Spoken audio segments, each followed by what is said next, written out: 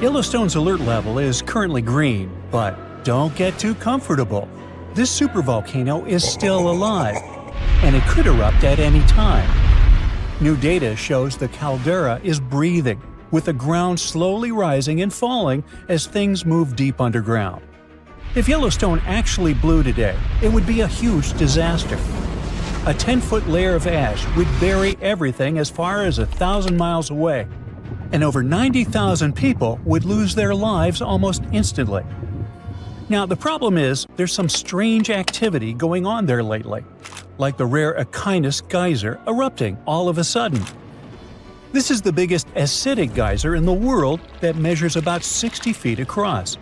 Think of it as a hot spring that shoots up acid. It's also scorching hot, with temperatures that can get over 200 degrees Fahrenheit.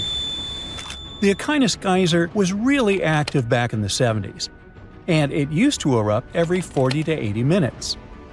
But it stayed quiet for the last 6 years until it erupted again in February 2026.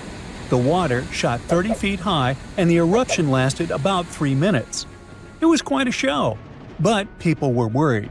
I mean, is this a sign the volcano is finally waking up? Well, probably not. Geysers turn on and off all the time. That's just typical Yellowstone behavior. But Echinus isn't the only hot spring out there that's been acting a little weird lately. So, Yellowstone was the first national park in America, and it sits right on top of an active supervolcano. That's why there are over 500 active geysers over there. Basically, they're hot springs that get heated up underground and shoot water and steam into the air every so often. These geysers are shaped like a long tube or a hole that goes deep into the ground and fills up with water. Since the water at the very bottom is so close to the magma or molten rock, it starts to boil. That pressure forces the water up and out in an eruption. Then the water slowly drains back down and the process starts all over again. Having all these geysers around means the park is basically covered in steam, so it has this really mysterious, misty feel to it. And now it just got even cooler. The ground is literally moving.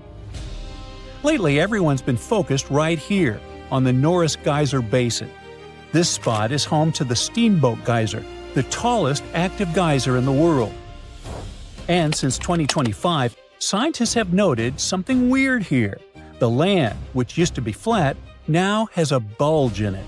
Yep, the ground has pushed up by about an inch along the northern rim of the Yellowstone caldera. But we don't have to worry about Yellowstone finally erupting and destroying the planet.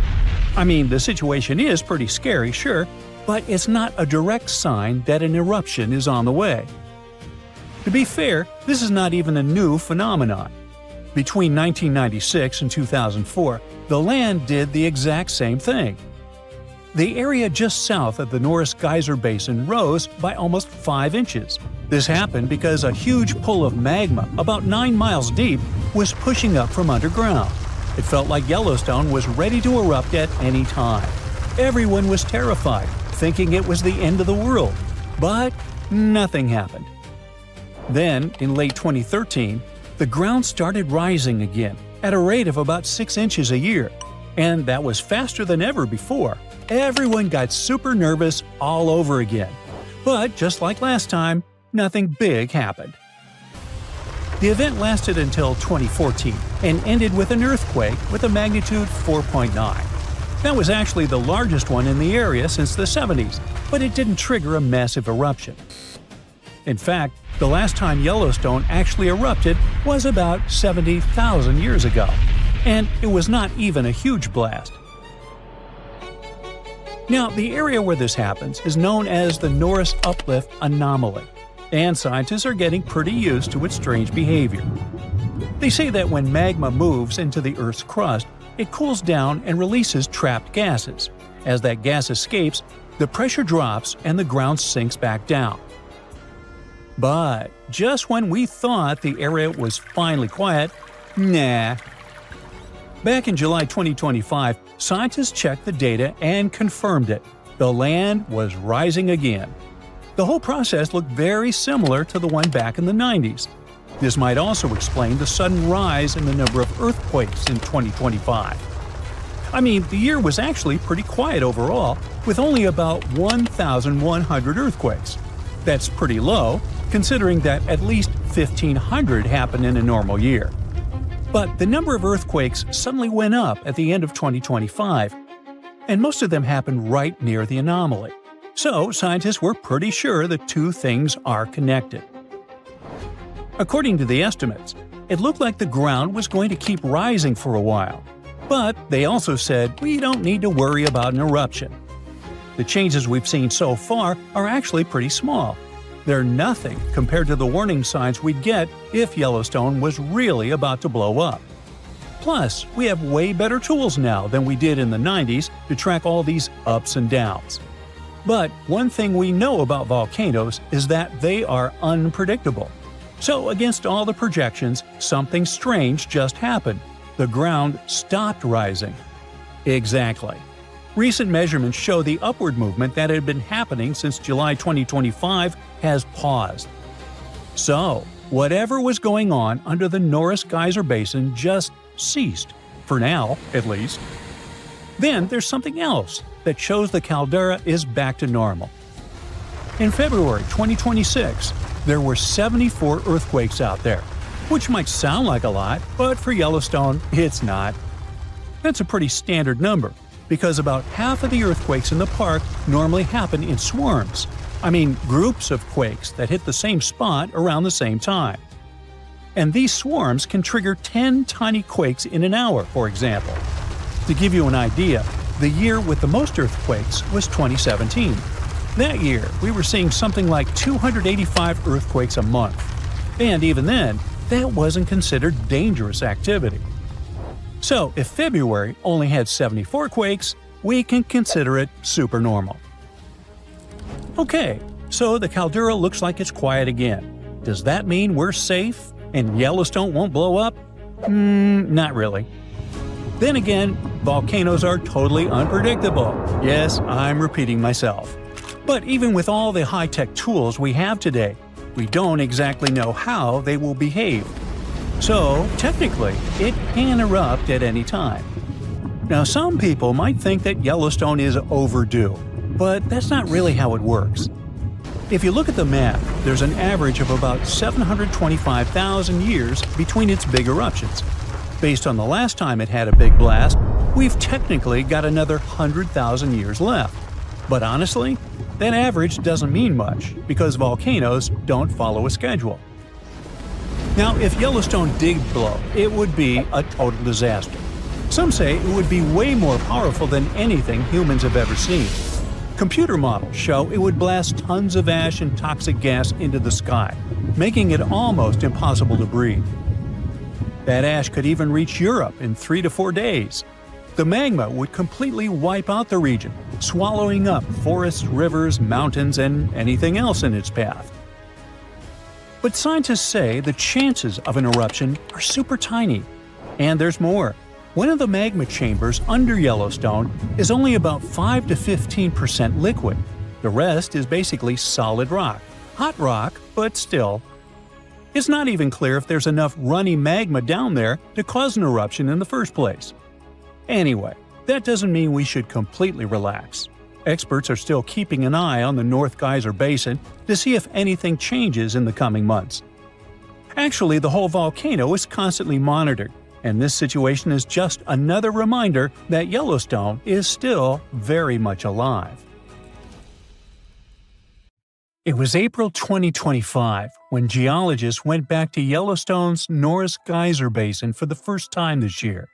And while doing their usual check, they realized that something was different this time. Where there used to be just a boring patch of ground, now there was a giant hole, about 13 feet wide, filled with weird, milky, light blue water. Everyone was terrified.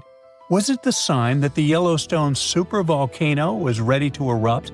If so, it would be a worldwide disaster, the kind that destroys cities.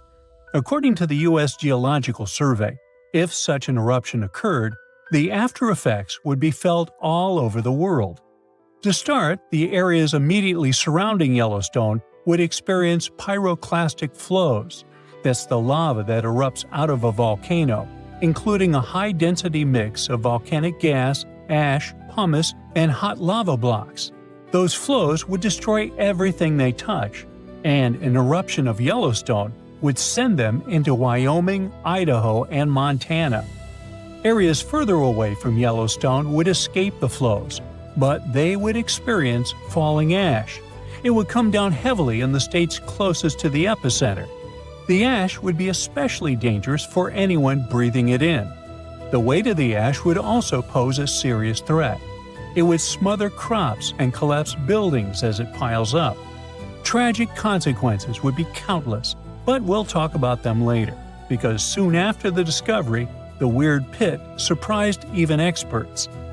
Geologists found rocks scattered everywhere. Some were about a foot across, and all of them were dusted with gray mud. This mud matched the walls of the new spring. It was like the place had simply exploded, but nobody had actually seen it happen. The team checked old satellite images to figure out when it appeared. In December 2024, the ground was totally normal. By January 6, 2025, a little dip had formed. And by February 13th, that water-filled hole was finally there. But the weird thing was that the sensors that usually pick up major hydrothermal explosions didn't detect anything. There was no giant blast or warning signs. Later, it turned out that this puzzling opening in the ground hadn't just popped up in one huge explosion. Instead, it formed from a bunch of smaller bursts over time. Little explosions first threw out rocks, then mud, and eventually created the pit. With time, it filled with silica-rich water. That was a huge relief for everyone. Yellowstone sits on a supervolcano, and its big explosions are a nightmare scenario. Luckily, this time, it was just a slow-building, small-scale explosion. It was dramatic, sure, but totally manageable. You see, Yellowstone National Park is full of geysers, hot springs, and all kinds of natural landscapes. But under the surface, things get incredibly intense, all because of the supervolcano. Now, supervolcanoes are often extremely large. They often have no cone at all, since they're typically the remains of gigantic magma chambers. Once, those chambers flared up, leaving behind a caldera. They're usually located over hot spots. It's no surprise that supervolcanoes can produce super eruptions, and when they do it, they blow more than 240 cubic miles of ash, molten rock, and hot gases up into the air. In other words, 4 super eruptions could fill the Grand Canyon to the brim. Supervolcanoes form when huge volumes of scorching hot magma escape from deep underground. This magma rises close to the surface but can't break through Earth's crust. So, a pressurized pool of bubbling magma gathers at a depth of only several miles. The pressure keeps growing because more and more magma is trying to get to the surface. And then, bang, a super eruption occurs. Now, back in 2015, researchers at the University of Utah mapped out the main magma chamber of the Yellowstone supervolcano and were shocked by its size. And then, they found another one below it.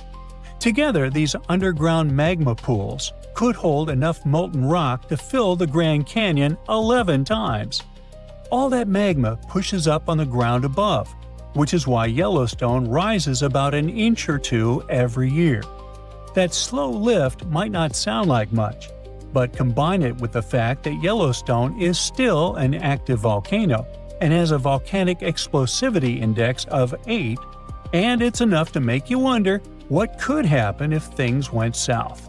And yes, Yellowstone has indeed been a bit jumpy in recent years. In March 2023, there were 354 earthquakes in the area. Most were tiny, but the biggest hit a magnitude 3.7, part of a swarm of 106 quakes. Now, before you freak out, experts from the Yellowstone Volcano Observatory say there's no need to panic. No eruption is coming anytime soon. Volcanoes don't stick to a schedule. Just because Yellowstone hasn't erupted in a long time doesn't mean it's about to blow. The park is stable for now. But scientists are keeping a close eye on everything underground, the quakes, the rising ground, and even temperature changes, just to be safe. The superhot plume of magma, a hotspot under Yellowstone, has been churning for 17 million years. The Earth's crust slowly moved over it, making the hotspot leave a trail of volcanoes stretching more than 450 miles along the Snake River Plain. Most of those ancient ones are now buried under layers of lava and sediment. In just the past 2.1 million years, Yellowstone has unleashed 3 cataclysmic eruptions, so massive they managed to reshape the land. Each explosion sent pyroclastic flows, rivers of searing hot rock, ash, and pumice racing outward for miles. The debris piled up in layers hundreds of feet thick, some forming solid lava-like rock. When those eruptions emptied the underground magma chambers, the roof collapsed, forming the massive calderas we see today. Even after those mega eruptions, Yellowstone didn't stop.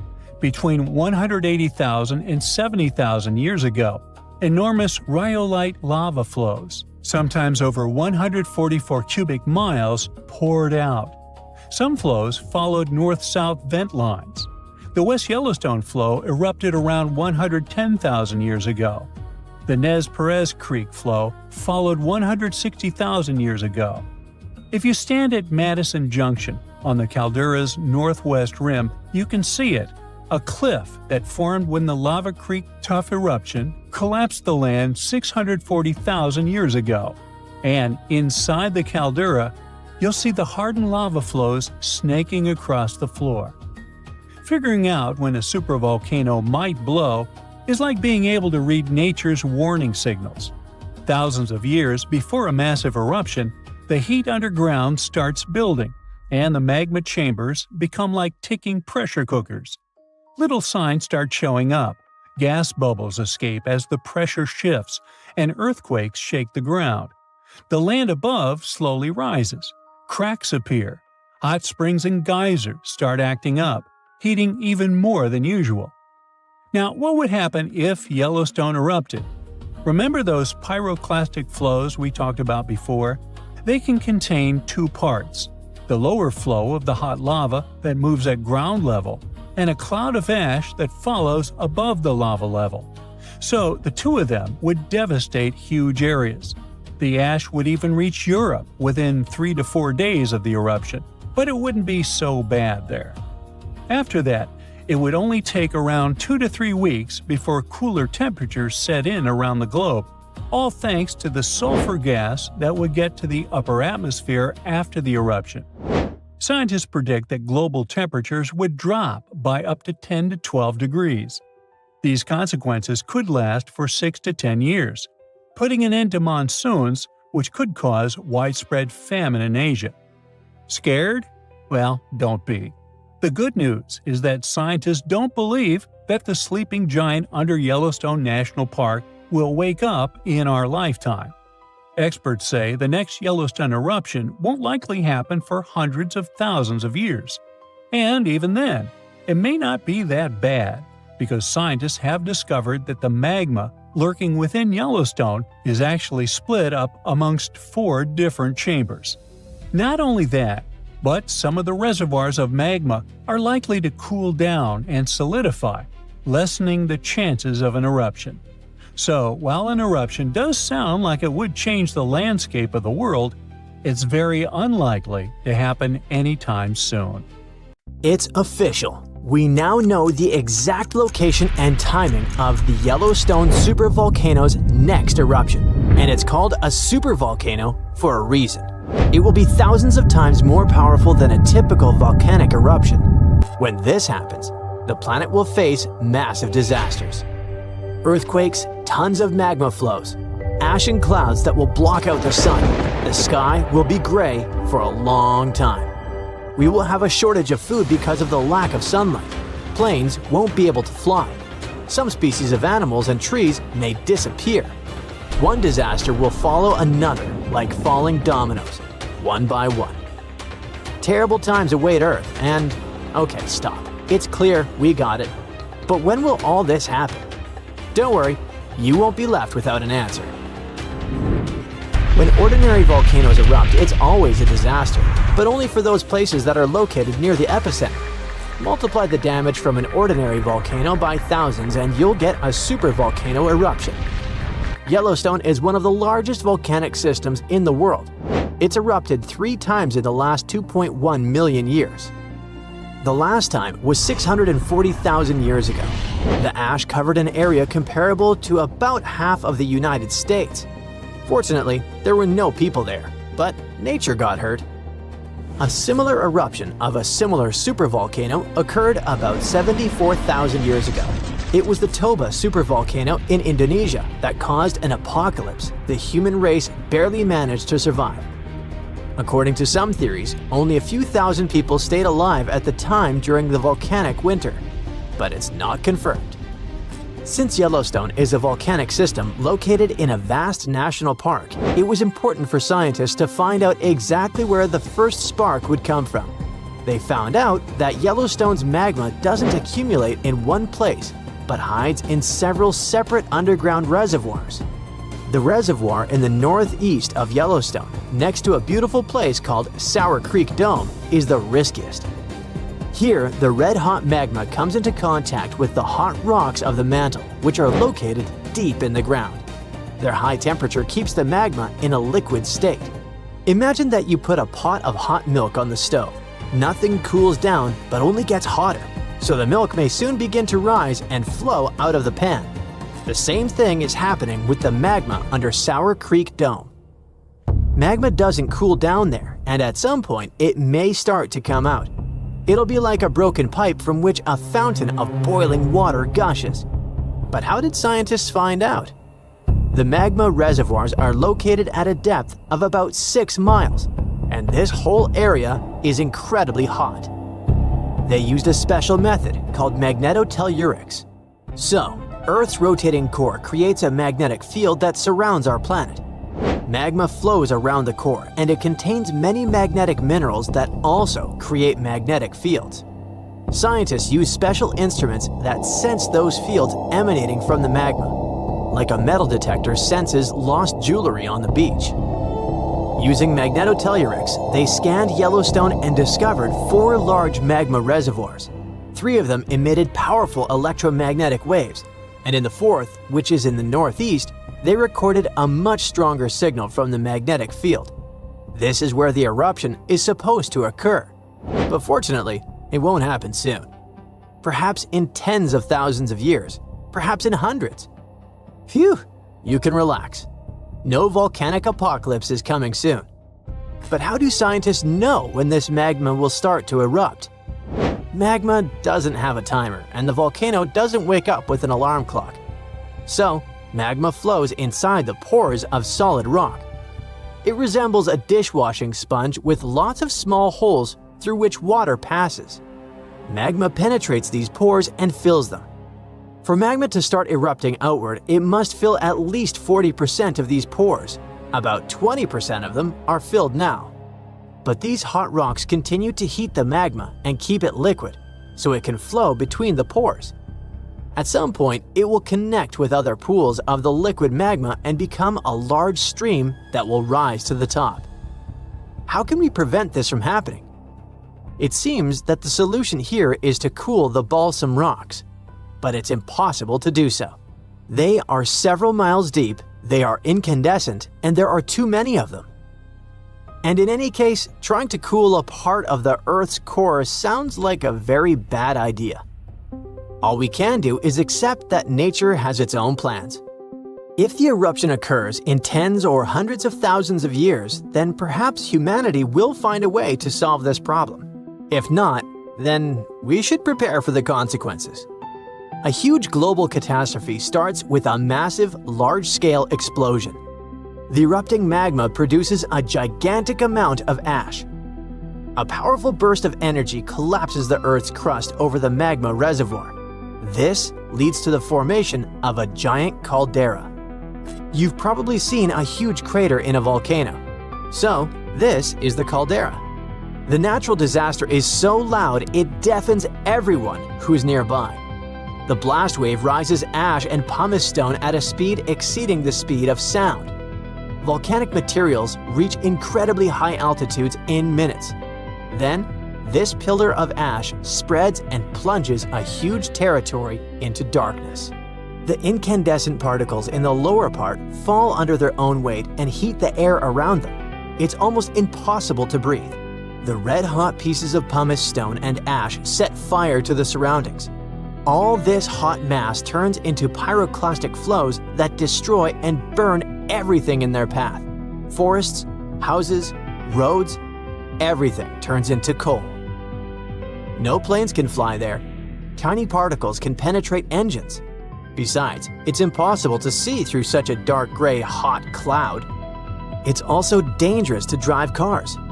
Volcanic particles can burn tires. Luckily, thanks to seismic technologies, people have learned in advance about the eruption, so everybody has evacuated. The column of ash that has reached the edge of space continues to expand in different directions. The wind helps the volcanic dust expand. A giant umbrella-like cloud appears over the territory of Yellowstone. It's getting wider and wider and plunges a huge area into hot darkness. During the first 24 hours, ash falls on most of the United States and parts of Canada. It knocks out power lines, pollutes bodies of water, and destroys crops. Then, the rains begin. The water mixes with the ash and falls to the ground in the form of gray mud. And don't forget, it's also poisonous. The ash contains mercury, arsenic, and lead in large quantities. Such toxic masses poison rivers, lakes, land, and air. All this time, the volcano continues to erupt. The outbursts of magma, ash, and pumice can last for several weeks or even a month. And this is just the beginning. The ash soon begins to settle, but the sulfur dioxide released during the eruption spreads all over the atmosphere. This gas mixes with the atmospheric water vapor and forms an aerosol consisting of small particles. All this covers the planet like a veil. This cap makes it difficult for the sun's rays to pass through, which means it lowers the temperature of the Earth's surface. These events cause a sharp cooling of several degrees in the world. Farmers lose a huge amount of their crops. Food prices rise and economies collapse. There might be a famine all over the planet. Human civilization can plunge into chaos. In a few years, the temperature will start rising, but it will take at least a couple of decades to return to previous standards. What will become of humanity by that time? Of course, we will survive, but we'll have to rebuild our civilization. But don't be afraid.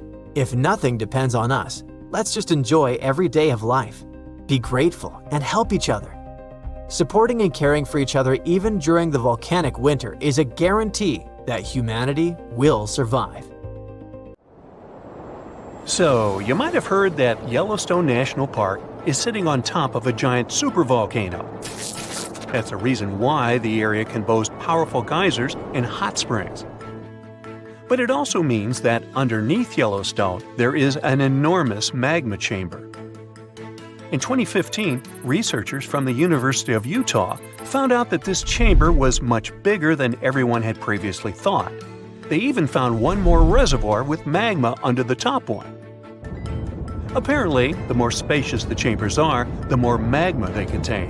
Together, the two reservoirs store a glob of magma that could easily fill the Grand Canyon not once, but 11 times.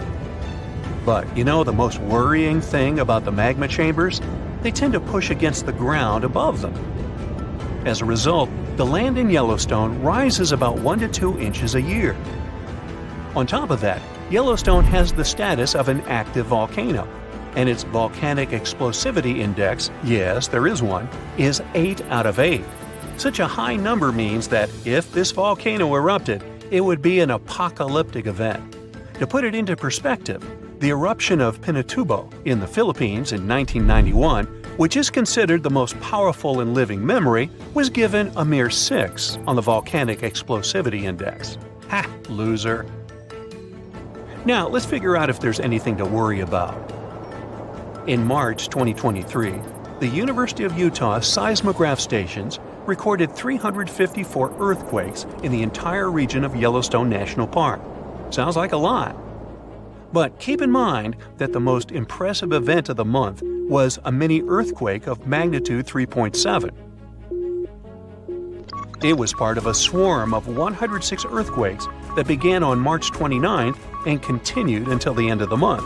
Yep, earthquakes apparently also come in swarms, so be aware. Experts say that Yellowstone's seismic activity is, well, kind of more active than usual, but it's really nothing serious. A geophysicist working at Yellowstone Volcano Observatory called Michael Pollan claims that the volcano won't erupt anytime soon. For this to happen, there must be enough magma ready to erupt beneath the surface. Whew. There should also be enough pressure to cause this magma to rise. But neither of these conditions exist today. According to the expert, Yellowstone is stable now.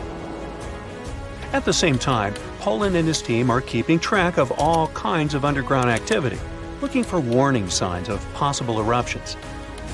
Some of them can be the frequency of earthquakes and ground deformation. Thousands of mini earthquakes, coupled with extreme changes in the surface of the ground in that area, can be alarming. The team also monitors the temperature of the park's thermal features. That's another noteworthy sign of a potential disaster. Park-wide changes in geyser activity, as well as gas and thermal emissions. So, despite the media claims that Yellowstone is due to erupt soon because the last eruption happened 70,000 years ago, that's not how volcanoes work. Experts say that it's one of the most popular misconceptions about volcanoes. They don't follow timelines. If a supereruption did happen, though, the most worrying thing for us would not be the lava flows, and not an earthquake that would most likely accompany the natural disaster. No, the worst consequence of such a supereruption would be ash and ashfall. Let's have a look at what it was like when the Yellowstone volcano erupted many years ago. There have been at least 3 supereruptions in the history of the volcano. The most powerful of them was 2,500 times more devastating than the terrifying eruption of Mount St. Helens in Washington state in 1980. As for the most recent supereruption, it was dubbed the Lava Creek eruption. It formed the Yellowstone caldera after spewing out an insane amount of dust, volcanic ash, and rock into the air. Recently, scientists have also learned about 2 other previously unknown supereruptions that happened around 9 and 8.7 million years ago. The younger of the 2 is now considered to be the largest recorded event of the whole Snake River Yellowstone volcanic province. Anyway, let's have a look at what was going on all those millions of years ago. Because I wasn't around then, so we're all assuming this stuff based on evidence.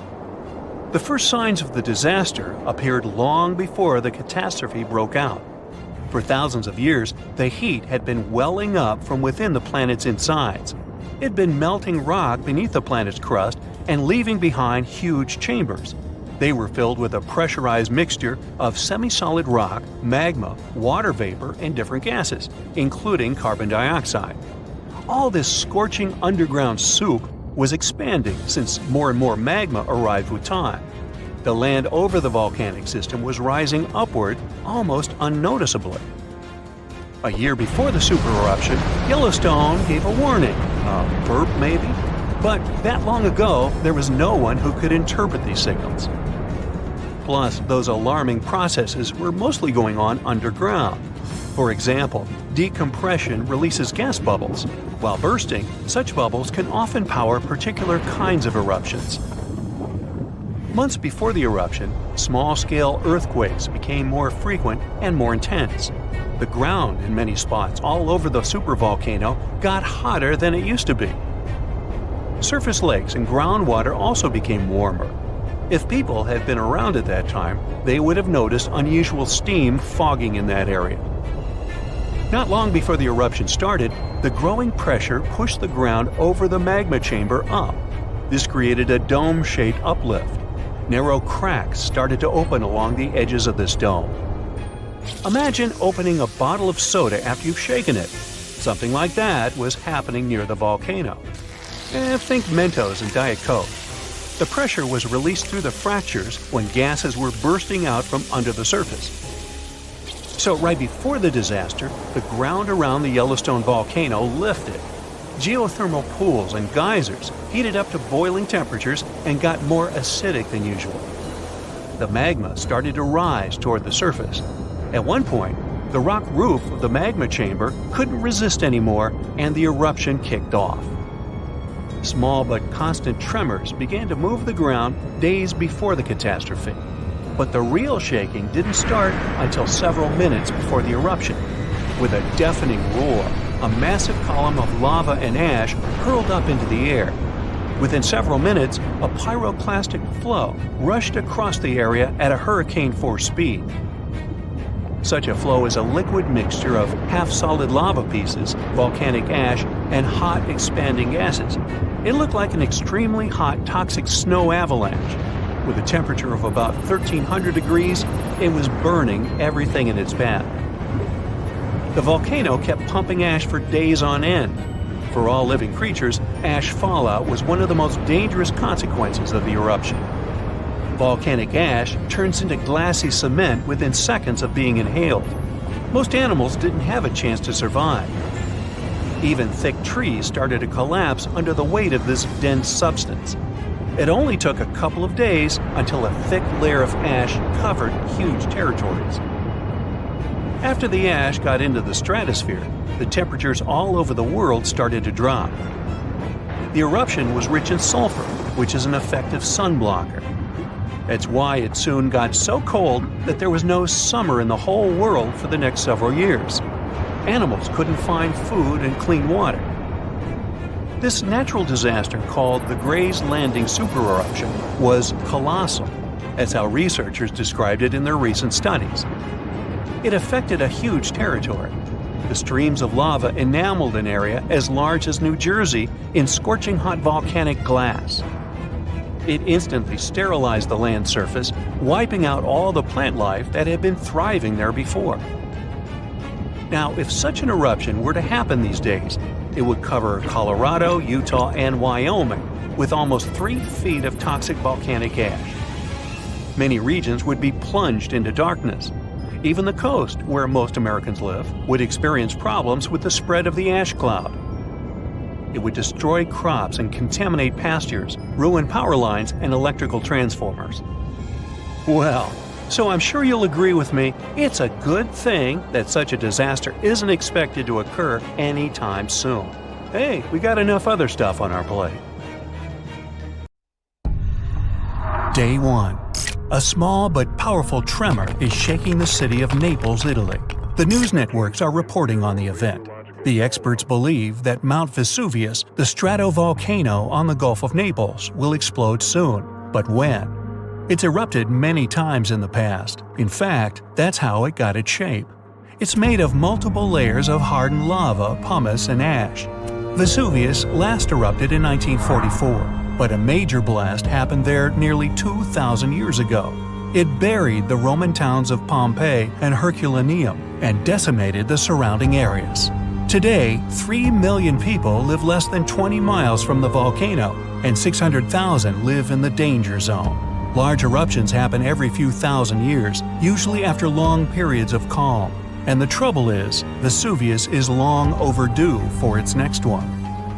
This time, though, the volcano is being watched by the Vesuvius Observatory. It has seismic stations, special GPS arrays, and satellite-based radar to help it measure ground movement. They also have special equipment to test the chemicals found in the gases coming from the volcano. All of this helps the experts work out whether it's about to go off. But will it? Right now, the magma is more than 6 miles from the surface. Things seemed safe yesterday, but now they're about to take a turn for the worse. Day 3. Another tremor comes in measuring 3 on the Richter scale. All the equipment that's installed near the volcano is now going off. The magma is pushing upwards. It's not at the surface yet, but Vesuvius is definitely restless. 2 more tremors follow in the afternoon. They don't feel like regular earthquakes, and geologists can see the difference in their seismographs. Volcanic quakes register about 4 to 5 less on the Richter scale. Now, the experts are sure it's just a matter of days or weeks until the volcano erupts. Some volcanoes can be restless for months or even years before they go off. But that's not how it goes with Vesuvius. Day 4. The ground starts to crack open, as if a giant creature is trapped in the Earth's crust and is trying to desperately get out for some air. Steam escapes from the little cracks in the soil. Certain areas are hotter than others. If you went there, it would feel like you walked straight into an oven, and it would be hard to breathe. Some sheep got too close to the mountain and passed out. When the farmer found them, he almost collapsed too, not from the heat, but from the gases. Carbon dioxide and hydrogen sulfide are being released into the air. The entire area around the volcano smells like rotten eggs, and many of the forest animals are now staying clear. The nearby trees have been absorbing these gases from the soil for days on end now, and they're starting to turn brown. The carbon dioxide levels in the area are skyrocketing, and all the detectors are beeping constantly. Day 6. The tremors are getting more frequent. Experts at the Vesuvius Observatory monitoring the volcano say the quakes are coming from the magma that's being pushed upwards. A few hours later, the national emergency alert goes out. Thousands of local people have around 15 days before the volcano erupts, and they need to evacuate their homes. The 600,000 people in the danger zone start to pack their suitcases and leave in cars and trucks. There's chaos everywhere. But in all that disorder, some people are standing still. They look around, trying to understand what's really going on. A few of them are taking photos of their homes. Others are streaming all the confusion on social media. But the senior citizens are just standing outside, looking at their houses one last time. They hope this is all just a false alarm. It's happened before, but who really knows? Day 7. It was a sleepless night. Plenty of the locals have already left. Some good people from other towns drive to the area to help the residents evacuate faster. There's a massive traffic jam, but everyone expected it. This is why the evacuation started early. Ferries, trains, and buses have canceled their services to help the evacuees. They're all working on a tight schedule to make sure everyone gets out safe without any delays. Some people refuse to leave, but their neighbors eventually convince them to go. It will take 7 days to evacuate everyone, and these people will spread out to other areas of the country, not just to the nearby safe regions. Day 10.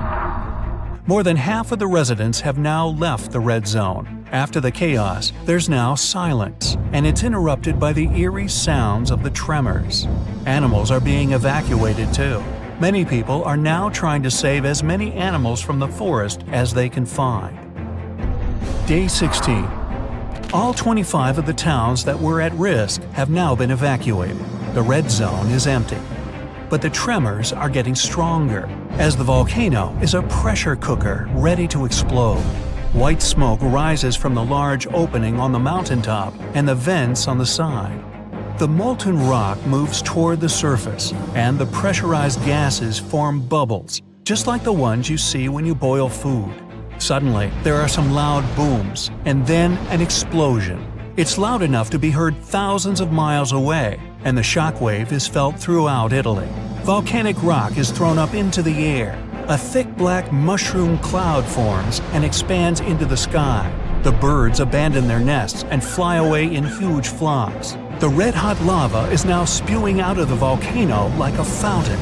As it flows downward, it obliterates everything in its path. Then there's a volcanic landslide. Part of the cone-shaped mountain falls off, and millions of tons of soil and rock break loose from the volcano's side and tumble down.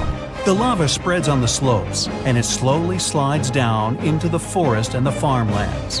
The plume of ash, pumice, and other kinds of rock has risen so high into the sky that people can see it from Rome. Then the tower of debris starts falling back to Earth.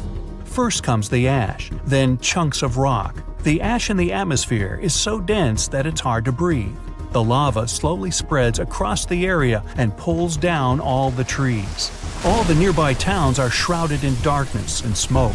Buildings collapse, and all around there's a mixture of heated, poisonous gas and rock moving faster than a car. Other rocks and more volcanic ash fall miles away from the volcano, hitting cars and destroying roofs. The sky is completely black as the lava keeps on coming.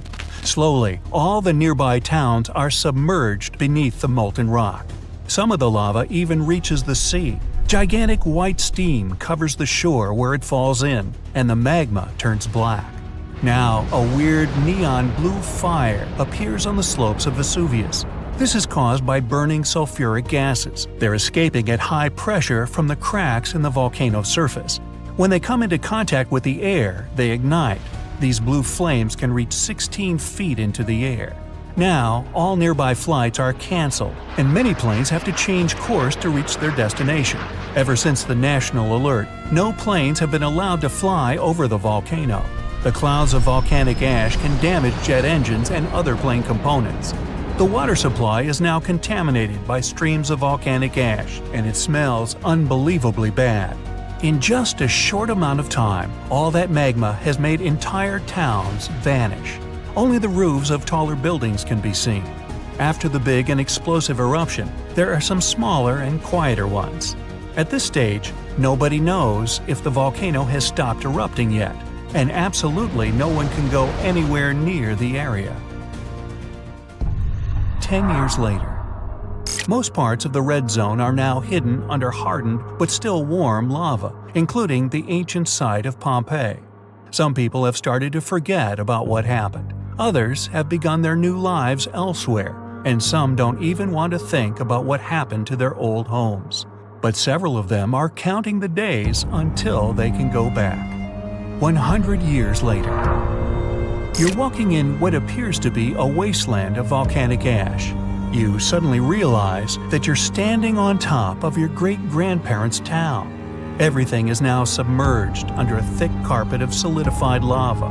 But below it all, just about everything is still intact, completely frozen in time.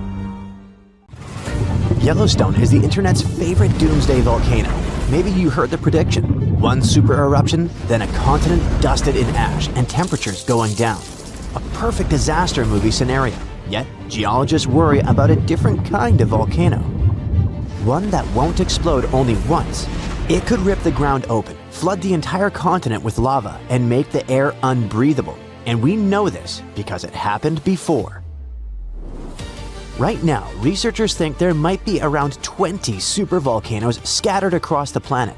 Short story, we fear those.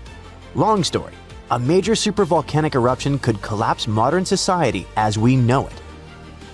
A normal volcano can cause a local disaster. It can wipe out a city and turn a region into a no-travel zone.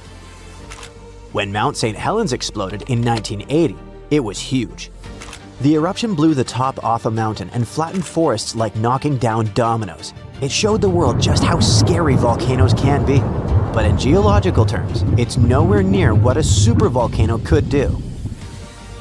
Mount St. Helens threw out roughly a third of a cubic mile of ash, enough to make a football field pile about 150 miles high.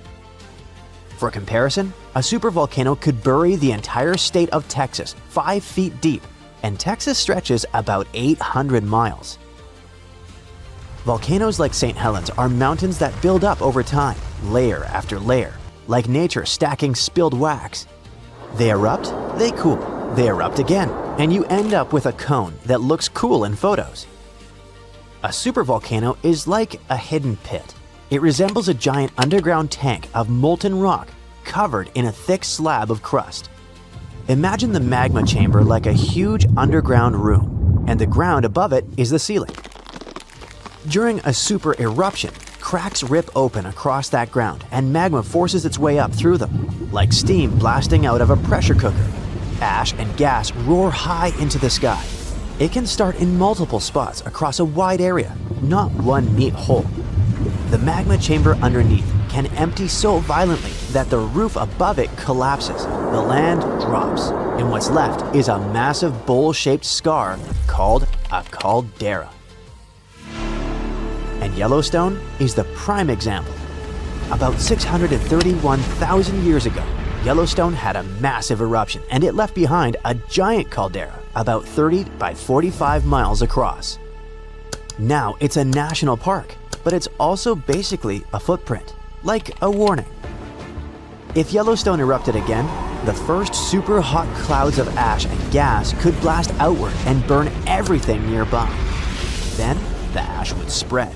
And ash is not like the fireplace dust. It hurts to breathe, it wrecks engines, and it can shut down flights and machines. Regular volcanoes mostly hit the area around them with lava. A super eruption turns the air itself into a real danger. Ash spreads far and jams the things we depend on. High up, sulfur can turn into a thin haze that will block some sunlight. That can cool things for a while and mess with growing seasons, even far from the eruption. And winds can spread that effect well beyond the US. However, geologists worry about something even worse. A kind of eruption that can keep going in waves and cover huge regions in lava. It's called a large igneous province. It's not one volcano, it's a whole stretch of crust that starts leaking lava through long cracks over and over for a long time. Instead of one giant explosion, it's more like Earth turning on a lava faucet that just keeps going. Imagine a crack in the ground hundreds of miles long. Out of that crack comes a sea of lava. But this isn't the sticky, slow stuff you see in Hawaii. This is hot, runny, fast-moving lava, and it doesn't stop. It spreads, floods low spots, stacks into layers, and then does it again. And that's what makes LIPs scarier than a supervolcano. They drag on. They can erupt in repeated pulses over hundreds of thousands to a few million years. We have scars to prove it right here in the US. About 17 million years ago, the Pacific Northwest ripped open and created the Columbia River basalt. Lava did not just coat the land, it drowned it. The total amount that erupted was around 42,000 cubic miles. That's enough to cover the whole US in lava about 58 feet deep. But how can Earth produce enough lava to bury a mountain range? It's because the planet is still churning inside. Imagine Earth like a pot of thick tomato soup sitting on a stove. Earth's core is the stove, and it's extremely hot. The soup is the mantle, a thick layer of rock that moves slowly. Now and then, a massive blob of superheated rock rises from deep in the mantle, possibly from the boundary above the core. Scientists call this a mantle plume. When it reaches the cooler crust, it spreads out, pushes upward, and when it breaks through, it does not build one neat mountain. It can open long cracks and feed eruptions in repeated bursts for a very long time. However, while lava burns everything in its way, it's not what wrecks the planet. The gas does. These eruptions release huge amounts of carbon dioxide and sulfur, and we can assume the consequences of that because it happened before, and not just once. About 252 million years ago, a massive LIP eruption began in what is now Siberia. It lines up with the worst extinction event in Earth's history, the Great Dying. Around 90% of species disappeared. Huge amounts of gas flooded the air and trapped heat. The ocean soaked up some of that gas and turned more acidic. Acid rain fell again and again. Life on Earth crashed. Scientists believe that in the last 500 million years, there have been 16 major extinctions like this, and that 15 of them line up closely with LIP timing. These geological formations changed Earth so many times, and scientists now wonder, what if Yellowstone and that massive lava flood in Oregon are actually a part of the same system? Look at Idaho from space, and you see a long, flat track across the state called the Snake River Plain. It points from the old lava flood region toward Yellowstone, like a trail. That path exists because Earth's surface moves. The outer layer is split into giant plates that slowly slide. Under Idaho and Yellowstone, a deep, hot zone keeps feeding eruptions. As the plate moves, the eruption zone shifts with it, leaving a long trail behind. That's why the rocks get older the farther you go from Yellowstone. It's the same heat source, just a moving target. And if you roll the plate's motion back far enough, that trail points closer to where the Columbia River basalts formed. That's why some geologists think the Northwest lava flood and Yellowstone could be connected parts of one long-lived system. Finally, if it's all part of one big apocalyptic system, is it time to pack the bags and flee to Mars? Will it happen again soon? Even if they share the same story, that does not mean the worst part is coming back soon. The lava flood chapter played out millions of years ago. Today, Yellowstone is simply where that deep heat shows up at the moment. And sure, it can erupt again, but the most likely eruption isn't some giant doomsday blast. It's a steam explosion, when super hot water flashes into steam and blows rock apart. Lava flows and smaller eruptions can happen too. The caldera-making nightmare is a rare one. If Yellowstone ever started building towards something big, it wouldn't be sneaky. You would see it coming. A lot more earthquakes than normal and the ground lifting faster than usual. The clearest right before signs would likely show up in the days or weeks before it. We cannot stop a planet-scale eruption. We can only watch for the warning signs and plan. But hopefully, if the planet decides to get rid of us, by the time it starts sending warnings, we'll already finish turning Mars into our new home. So this huge volcano, everyone thought to be extinct, woke up and spat out a black ash cloud 50 miles high. That's about 9 times as tall as Mount Everest. Located in what is now Indonesia, the powerful Krakatoa had caused huge tsunamis that rocked over ships as far away as South Africa. It also changed the temperatures around the world for several years. The volcanic island of Krakatoa in the Sunda Strait was likely born thanks to another major eruption several centuries ago. It hadn't erupted for at least 200 years before 1883. So the first tremors and blasts in May of that year came as a total shock to people living nearby. Then ships sailing through the busy water passage started reporting clouds of ash above the volcano. It went quiet again for a while, but they could still see ash above it. The eruption culminated at the end of August. It was so powerful that it shattered the island into fragments. Witnesses heard the sound produced by it in Australia, around 3,000 miles away. They described the noise as the roar of heavy cannons. Some say it was the loudest sound ever heard. During the next 5 days, the pressure wave from the eruption traveled around the globe 3.5 times and was seen on barographs on different continents. Hot avalanches of ash spread down the volcano as far as 25 miles away at crazy speeds. They ruined the surrounding islands and took 36,000 lives. Tens of thousands more drowned in tsunamis that happened after the volcano had collapsed into the caldera. Over 100 coastal villages on Java and Sumatra were completely wiped out. All this made the waking up of Krakatoa one of the most devastating in the entire recorded history. The Earth's crust is like a giant puzzle, made up of massive pieces known as tectonic plates. These plates are constantly sliding against each other over the mantle, which is the molten layer beneath. Indonesia is right in the middle of the so-called subduction zone. Here, the Indo-Australian plate collides with part of the Asian plate as it moves northward. As the oceanic plate dives down, it gets heated up, and you've got the perfect recipe for a volcanic hotspot. Krakatoa had 3 peaks, each serving as an exit door for a massive magma chamber beneath it.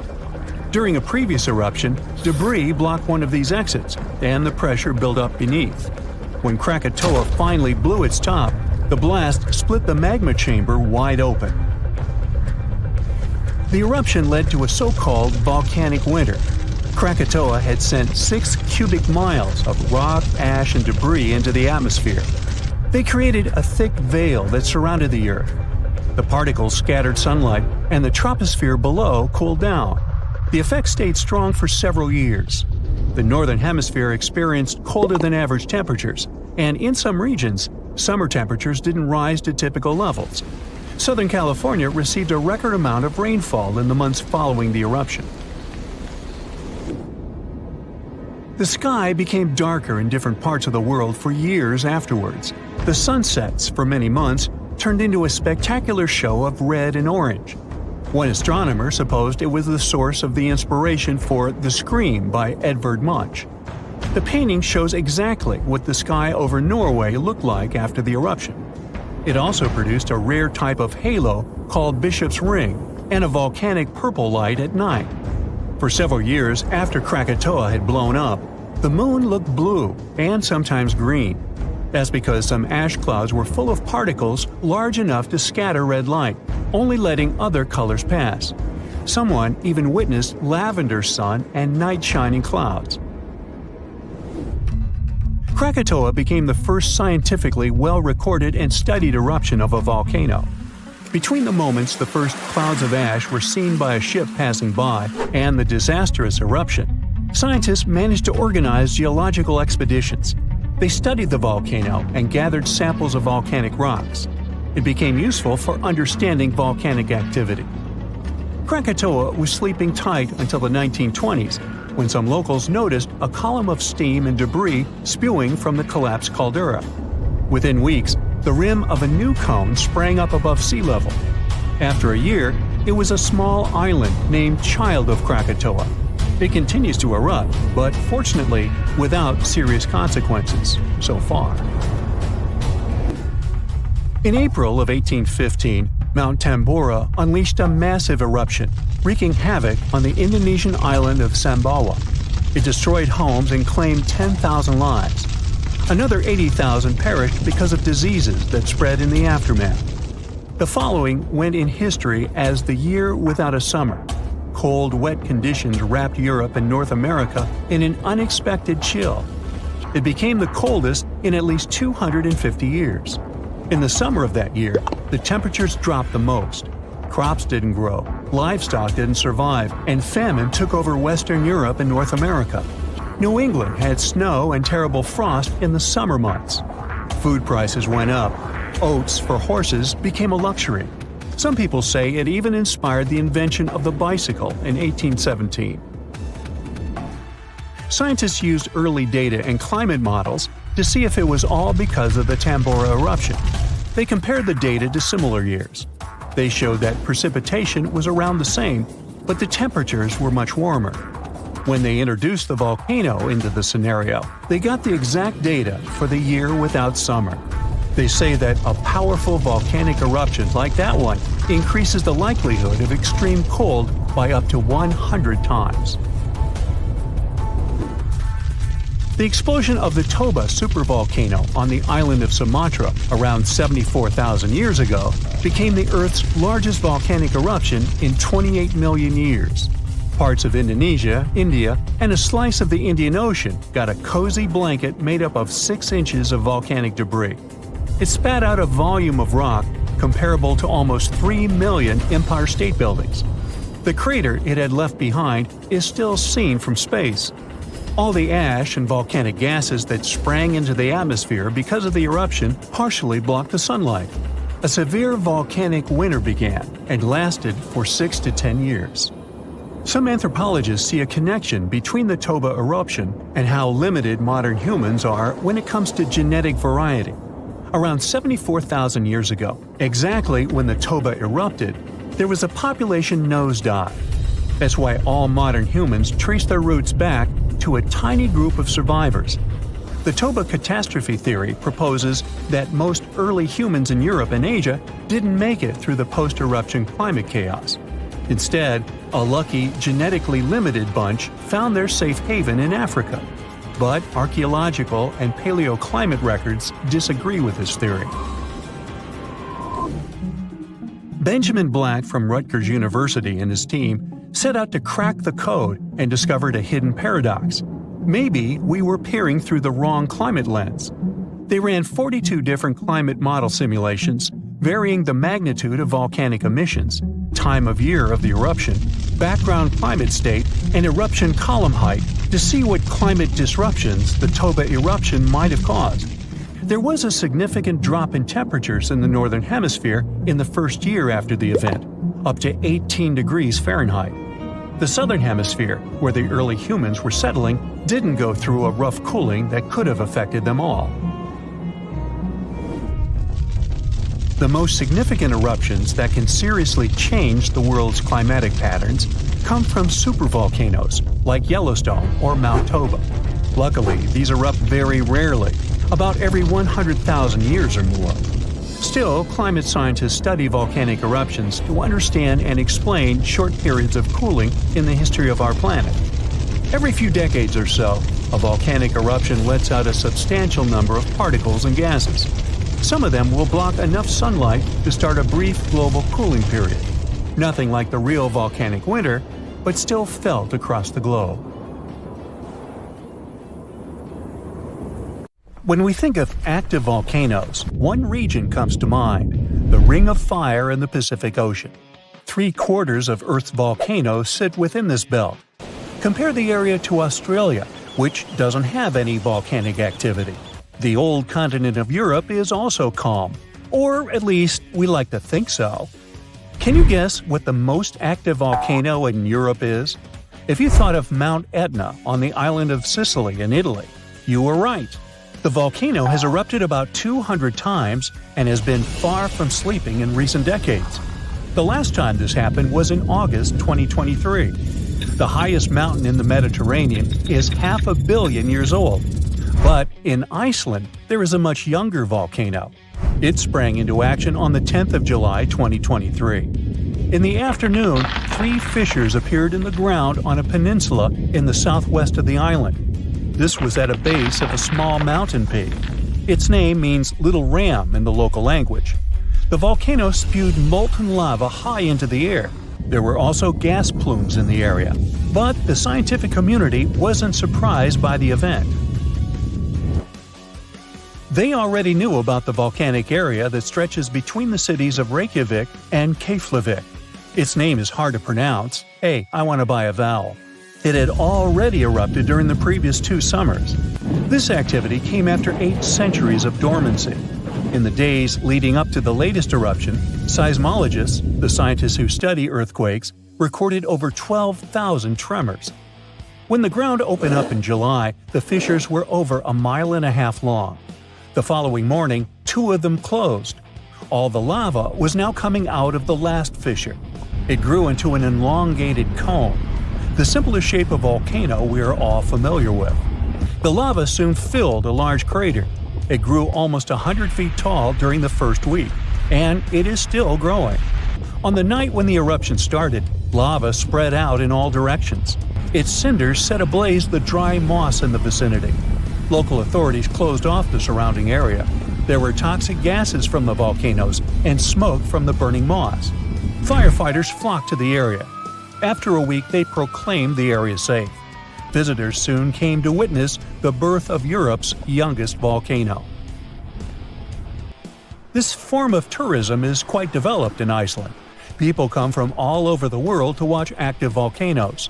The land of fire and ice is home to more than 130 volcanoes. Some 30 of them are active. Now, I know what you're thinking right now. Is volcano tourism safe? In Iceland, it is. The country's authorities research and constantly monitor all of the hotspots. The island is dotted with several dozen seismic stations. These help researchers accurately predict future eruptions, and emergency services are accustomed to these sorts of events. They can quickly cordon off danger zones. This is what happened in 2010. A volcano in the south of the island, the name of which everyone struggled to pronounce, erupted. It spewed out a plume of steam and ash that was 7 miles high. This wasn't a fun time to be an air traveler. Winds carried the enormous plume southeast toward northern Europe. Many countries closed their airspace for several days for safety reasons. The volcano erupted in March, but the Earth was shaking from January the same year, so seismologists knew that an eruption was approaching. When it comes to the continent's youngest volcano, the tourist infrastructure is already there. Visitors can leave their cars at a designated parking lot. Then they go on a 5-hour-long trek. This leads to a viewing deck. Tourists are so close to the epicenter that they can feel the heat haze from the crater. The sight is the most impressive at nighttime. Safety is never a concern. Scientists regularly chart out hazard maps that outline the borders of lava fields. This way, visitors who stick by the rules are never in harm's way. More than a week after the eruption started, a section of the crater collapsed. Lava flowed downhill west of the volcano. This majestic smoldering hot river is slow-moving lava. Scientists categorize it as an AA type. The term is Hawaiian. It describes basaltic lava that has a rough and brittle surface. The flow is composed of broken lava blocks that are called clinkers. They fall off as the substance flows. This reveals red-hot areas. The cooler sections of lava are gray and black in color. When it moves forward, it produces a distinctive sound like shattering glass. Nearly a month after the eruption of the new volcano, we got aerial footage of an interesting phenomenon. A tornado formed directly over the lava flow. This occurs due to the high temperatures in the area. When the conditions are right, a column of heated air can easily turn into a mini tornado. Scientists observed a similar event happen during the 2018 eruption of Mount Kilauea in Hawaii. The lava fields of Europe's second-largest island tell the story of the creation of Iceland. It sits above the place where the North American and Eurasian plates meet each other. Tectonic plates are huge, rocky chunks of Earth's most outer layer. There are roughly 20 of them. They rest on a partially molten layer of rock. All the lava we see on the surface starts its journey here. You could say that these plates float on molten rock. Their boundaries are unstable, so when two plates grind past each other, they release tremendous amounts of energy. The formation of volcanoes is one result. These are places where the molten rock travels upward to the surface. Iceland began to form some 60 million years ago. The tectonic plates under the ocean drifted apart. Enough lava piled up on the surface to create solid ground. This ancient rock is under the waves today. As new lava reaches the surface and cools down, it pushes the old rock away from the center of the island. That's why the oldest parts of Iceland aren't 60, but only 16 million years old. The country's active lava fields are young in geological terms. Some of them are under 1,000 years old. Scientists consider the island a hot spot for volcanoes, pun intended. Nearly a third of the basaltic lava that reaches the Earth's surface in recorded history came from Icelandic eruptions. Fissure swarms, like the ones before the 2023 eruption, cover 30% of the Nordic country. For this reason, only a quarter of the island is inhabited. Norse Vikings were the first people to settle in Iceland at the beginning of the 10th century. Nature threw them a loud welcoming party. Just a few years after their arrival, they witnessed one of the greatest volcanic eruptions in history. Vikings came from a region without volcanoes, so they had no clue as to what was going on. Today, Icelanders are used to such events. This is good because their homeland is entering a new era of volcanic activity. Volcanologists suspect that recent events are an introduction to decades of more frequent eruptions. The peninsula that is home to Earth's youngest volcano is just 17 miles southwest of Iceland's capital city. It's been dormant for a long time. Present-day eruptions there are a reminder that the natural processes that created Iceland are still ongoing. Recently, scientists discovered that there's a historical link between volcanic eruptions in the north of Europe and glaciers. Our planet went through at least 5 major ice ages. These were exceptionally lengthy periods when the average temperature on Earth dropped. The result was the expansion of ice sheets across northern Europe and North America. The last ice age ended some 10,000 years ago. Researchers are still trying to fully understand how these glacial periods affected volcanic activity. They suspect that the sheer weight of all that ice disrupts the flow of magma underground. When glaciers retreat, the pressure is lifted. This makes it easier for lava to flow upward to the surface where it bursts.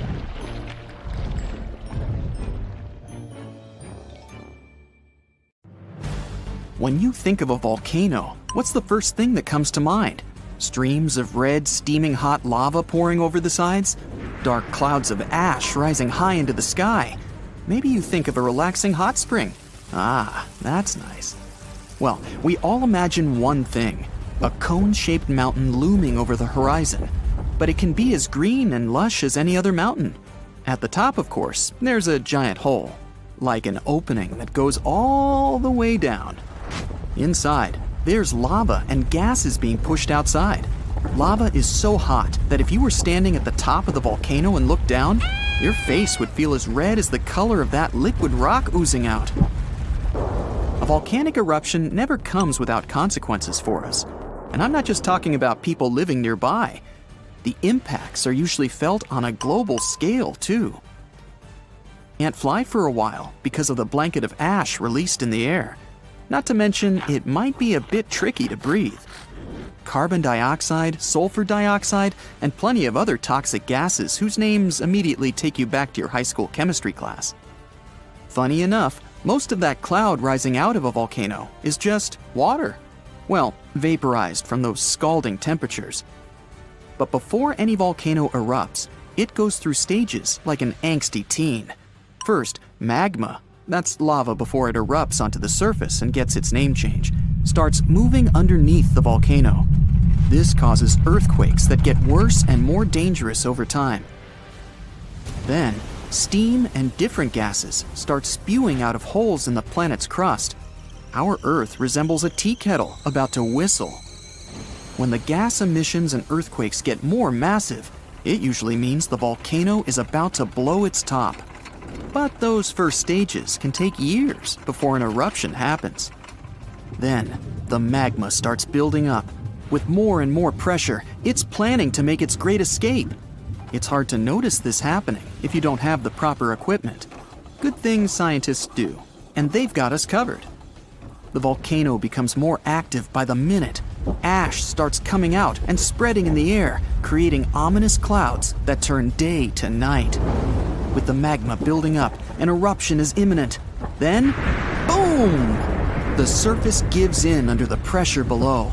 The magma makes its exit. It's now lava, spewing out the top and flowing down the sides of the mountain. None of this sounds very appealing. So, what if it never happened? What if there were never any volcanoes at all? Would Earth still be the same? Not at all. If volcanoes never existed, there wouldn't be an atmosphere. When our planet was still just a young pup, volcanic gases are what created our protective bubble that allows you and me to breathe right now. They also played a big part in shaping the land and oceans. 4 billion years ago, Earth was still forming.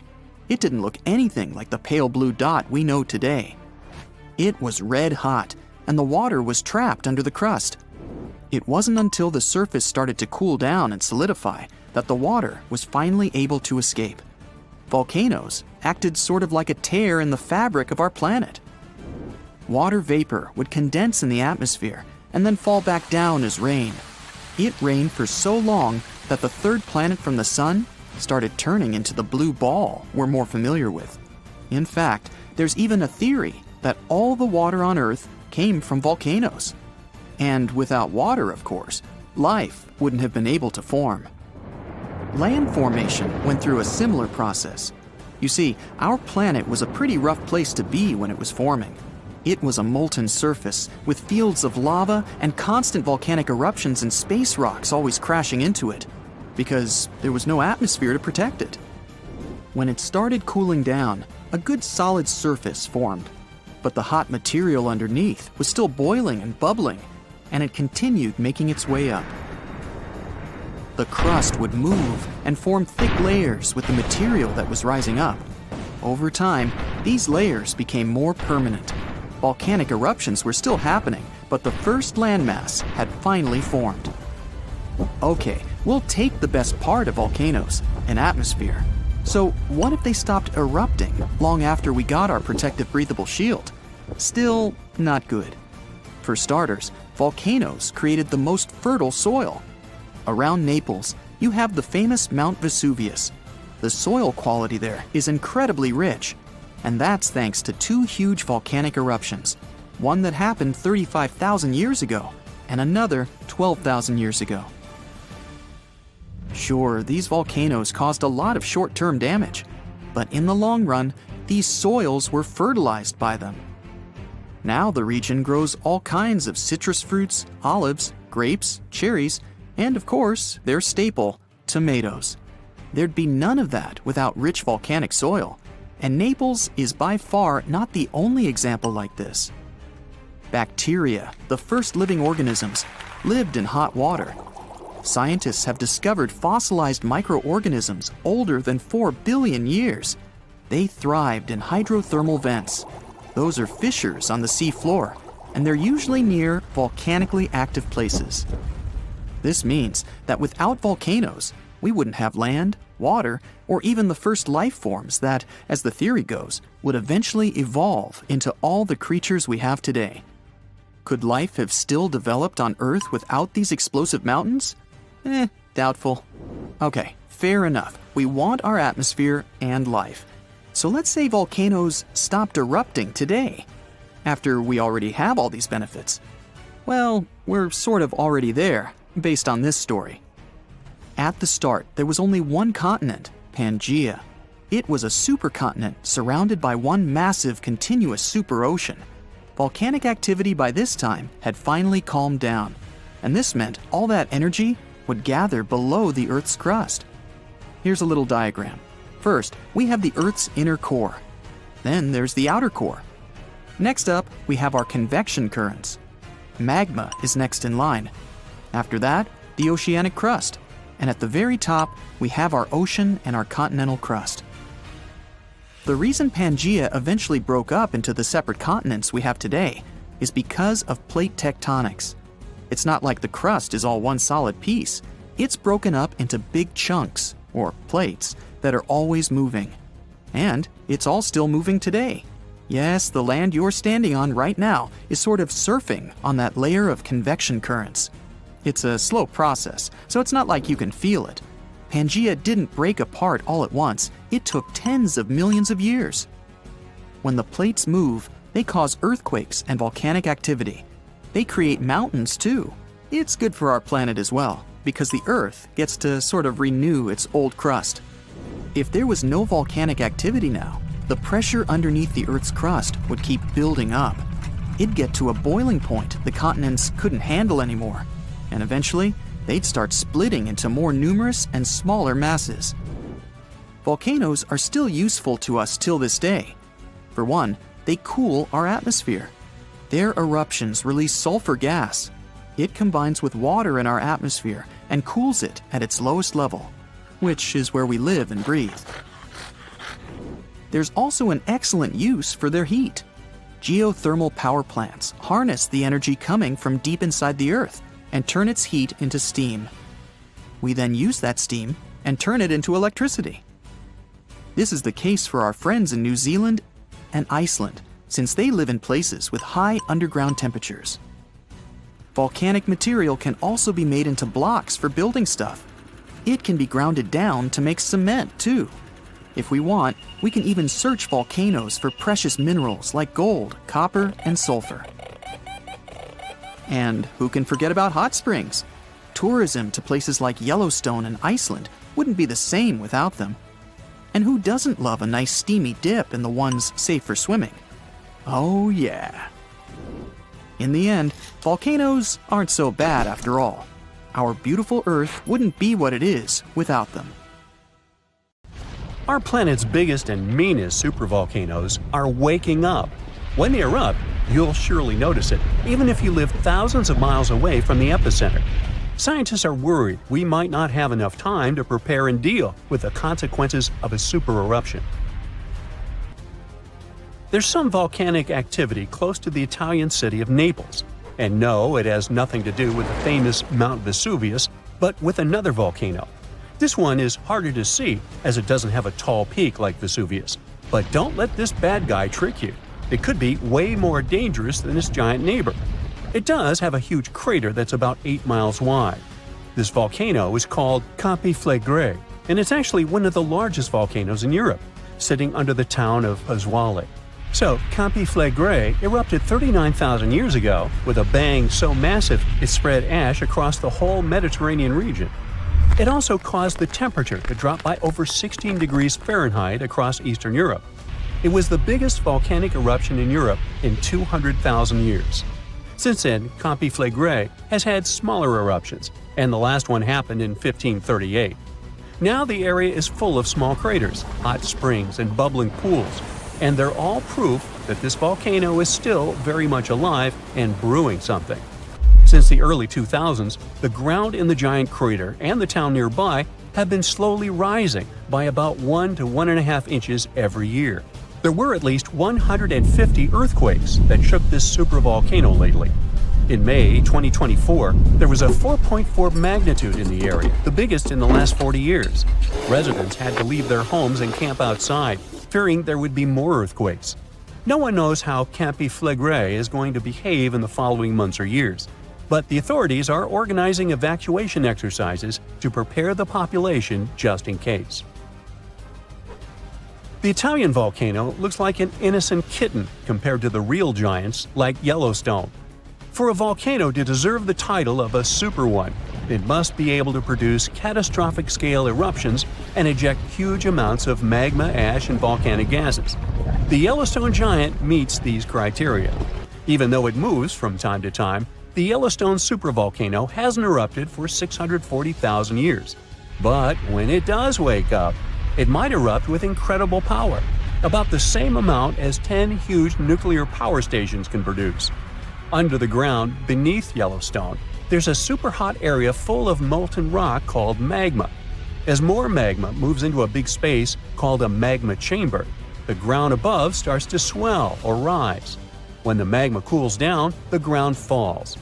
Between 2004 and 2009, the ground at Yellowstone rose by almost 10 inches, but then it started to slowly go back down in 2010. Scientists aren't sure if it's going to erupt anytime soon. There's also another big volcano called Long Valley in California that has been active since 1980, and it can be a really big threat. Scientists studying this supervolcano found out that before its biggest eruption, 760,000 years ago, the buildup may have taken less than a year. Now, that's bad news, because a supervolcano eruption can have a huge effect on the world, like the eruption of the Toba volcano in Sumatra around 74,000 years ago. It became the biggest volcanic eruption the Earth had seen in 28 million years. It covered parts of Indonesia, India, and the Indian Ocean with a thick layer of volcanic debris, almost like a 6-inch blanket. The amount of rock it spewed out was like stacking nearly 3 million Empire State Buildings. The giant crater it left behind can still be seen from space. All the ash and gases shot up into the air and blocked some of the sunlight. It caused a volcanic winter that lasted about 6 to 10 years. Some scientists think this eruption might have even affected early humans.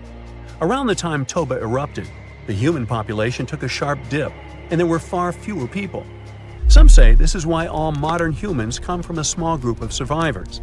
According to the Toba catastrophe theory, most early humans in Europe and Asia didn't survive the cold and harsh climate after the eruption, but a lucky group lived through all that in Africa. Not all scientists agree with this idea, and some archaeological and climate records show a different story. Another volcano that changed the world in a big way was Mount Tambora in 1815. The next year went down in history as the year without a summer.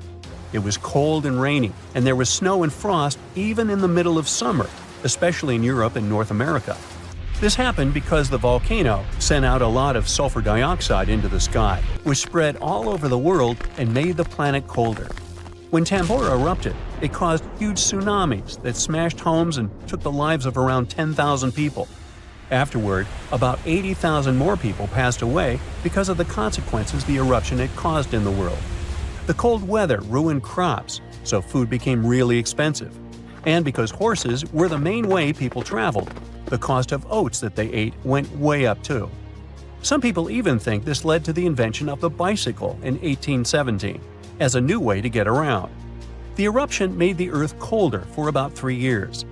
Now, even though the Tambora eruption was so powerful, Krakatoa, another volcano in Indonesia, stole the show when it erupted in 1883. It was just easier to spread information about it through telegrams and photos. Its final blast was the loudest recorded sound in history, and people could hear it on 10% of the entire Earth's surface. The eruption started a tsunami with waves about half as tall as the Statue of Liberty. Now, if we only had 12 months to prepare for a supervolcano eruption, it would be really hard to store enough food and get ready. But don't panic just yet. Supervolcano eruptions are very rare, and the last one happened 26,500 years ago in New Zealand. Scientists think that a super eruption happens once every 100,000 years on average. But the sad part here is that the Earth doesn't follow a perfect timeline. There could be clusters of super eruptions with shorter gaps between them and then longer quiet periods. Since there have already been 2 super eruptions in the last 100,000 years, there's always a chance one could happen again sooner than we expect. Plus, although there are places like Yellowstone and Long Valley where we expect volcanoes to erupt, there are less obvious possible hotspots. In Chile, there's a volcano called Laguna del Maule that has erupted in the past and left behind a huge crater. Over the last 20 years, the ground there has been swelling really fast, rising up to almost 1 foot a year.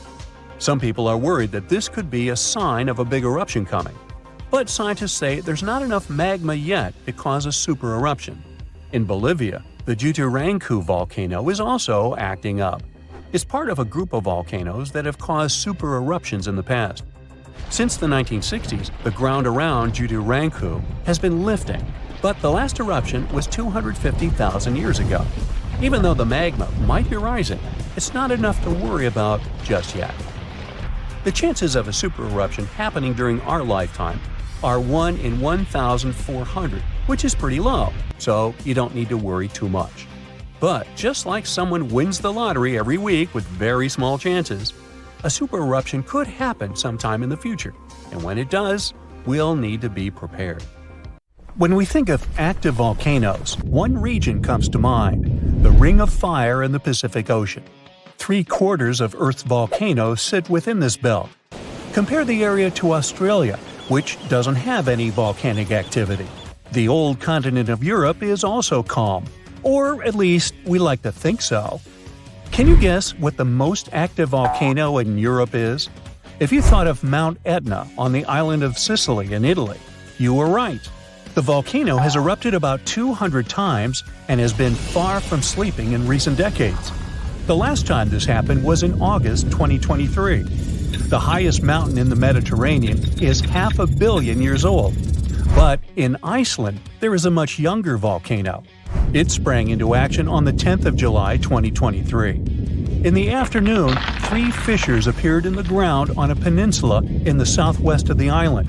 This was at a base of a small mountain peak. Its name means Little Ram in the local language. The volcano spewed molten lava high into the air. There were also gas plumes in the area. But the scientific community wasn't surprised by the event. They already knew about the volcanic area that stretches between the cities of Reykjavik and Keflavik. Its name is hard to pronounce. Hey, I want to buy a vowel. It had already erupted during the previous 2 summers. This activity came after 8 centuries of dormancy. In the days leading up to the latest eruption, seismologists, the scientists who study earthquakes, recorded over 12,000 tremors. When the ground opened up in July, the fissures were over 1.5 miles long. The following morning, 2 of them closed. All the lava was now coming out of the last fissure. It grew into an elongated cone, the simplest shape of volcano we are all familiar with. The lava soon filled a large crater. It grew almost 100 feet tall during the first week, and it is still growing. On the night when the eruption started, lava spread out in all directions. Its cinders set ablaze the dry moss in the vicinity. Local authorities closed off the surrounding area. There were toxic gases from the volcanoes and smoke from the burning moss. Firefighters flocked to the area. After a week, they proclaimed the area safe. Visitors soon came to witness the birth of Europe's youngest volcano. This form of tourism is quite developed in Iceland. People come from all over the world to watch active volcanoes. The land of fire and ice is home to more than 130 volcanoes. Some 30 of them are active. Now, I know what you're thinking right now. Is volcano tourism safe? In Iceland, it is. The country's authorities research and constantly monitor all of the hotspots. The island is dotted with several dozen seismic stations. These help researchers accurately predict future eruptions, and emergency services are accustomed to these sorts of events. They can quickly cordon off danger zones. This is what happened in 2010. A volcano in the south of the island, the name of which everyone struggled to pronounce, erupted. It spewed out a plume of steam and ash that was 7 miles high. This wasn't a fun time to be an air traveler. Winds carried the enormous plume southeast toward northern Europe. Many countries closed their airspace for several days for safety reasons. The volcano erupted in March, but the Earth was shaking from January the same year, so seismologists knew that an eruption was approaching. When it comes to the continent's youngest volcano, the tourist infrastructure is already there. Visitors can leave their cars at a designated parking lot. Then they go on a 5-hour-long trek. This leads to a viewing deck. Tourists are so close to the epicenter that they can feel the heat haze from the crater. The sight is the most impressive at nighttime. Safety is never a concern. Scientists regularly chart out hazard maps that outline the borders of lava fields. This way, visitors who stick by the rules are never in harm's way. More than a week after the eruption started, a section of the crater collapsed. Lava flowed downhill west of the volcano. This majestic smoldering hot river is slow-moving lava. Scientists categorize it as an AA type. The term is Hawaiian. It describes basaltic lava that has a rough and brittle surface. The flow is composed of broken lava blocks that are called clinkers. They fall off as the substance flows. This reveals red-hot areas. The cooler sections of lava are gray and black in color. When it moves forward, it produces a distinctive sound like shattering glass.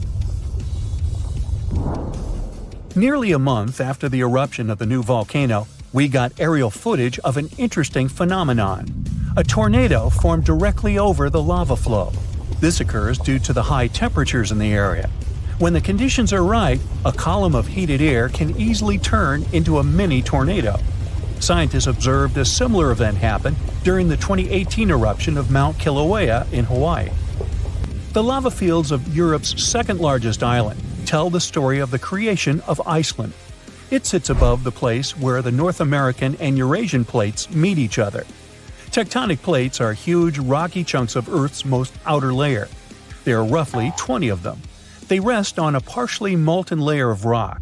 All the lava we see on the surface starts its journey here. You could say that these plates float on molten rock. Their boundaries are unstable, so when two plates grind past each other, they release tremendous amounts of energy. The formation of volcanoes is one result. These are places where the molten rock travels upward to the surface. Iceland began to form some 60 million years ago. The tectonic plates under the ocean drifted apart. Enough lava piled up on the surface to create solid ground. This ancient rock is under the waves today. As new lava reaches the surface and cools down, it pushes the old rock away from the center of the island. That's why the oldest parts of Iceland aren't 60, but only 16 million years old. The country's active lava fields are young in geological terms. Some of them are under 1,000 years old. Scientists consider the island a hot spot for volcanoes, pun intended. Nearly a third of the basaltic lava that reaches the Earth's surface in recorded history came from Icelandic eruptions. Fissure swarms, like the ones before the 2023 eruption, cover 30% of the Nordic country. For this reason, only a quarter of the island is inhabited. Norse Vikings were the first people to settle in Iceland at the beginning of the 10th century. Nature threw them a loud welcoming party. Just a few years after their arrival, they witnessed one of the greatest volcanic eruptions in history. Vikings came from a region without volcanoes, so they had no clue as to what was going on. Today, Icelanders are used to such events. This is good because their homeland is entering a new era of volcanic activity. Volcanologists suspect that recent events are an introduction to decades of more frequent eruptions. The peninsula that is home to Earth's youngest volcano is just 17 miles southwest of Iceland's capital city. It's been dormant for a long time. Present-day eruptions there are a reminder that the natural processes that created Iceland are still ongoing. Recently, scientists discovered that there's a historical link between volcanic eruptions in the north of Europe and glaciers. Our planet went through at least 5 major ice ages. These were exceptionally lengthy periods when the average temperature on Earth dropped. The result was the expansion of ice sheets across northern Europe and North America. The last ice age ended some 10,000 years ago. Researchers are still trying to fully understand how these glacial periods affected volcanic activity. They suspect that the sheer weight of all that ice disrupts the flow of magma underground. When glaciers retreat, the pressure is lifted. This makes it easier for lava to flow upward to the surface where it bursts.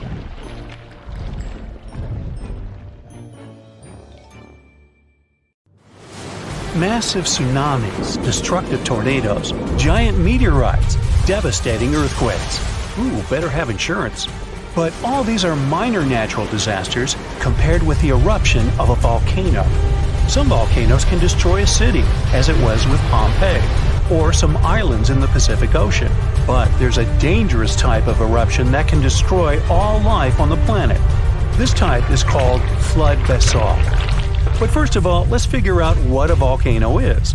Rivers of hot liquid metals and incandescent rocks flow deep inside our planet.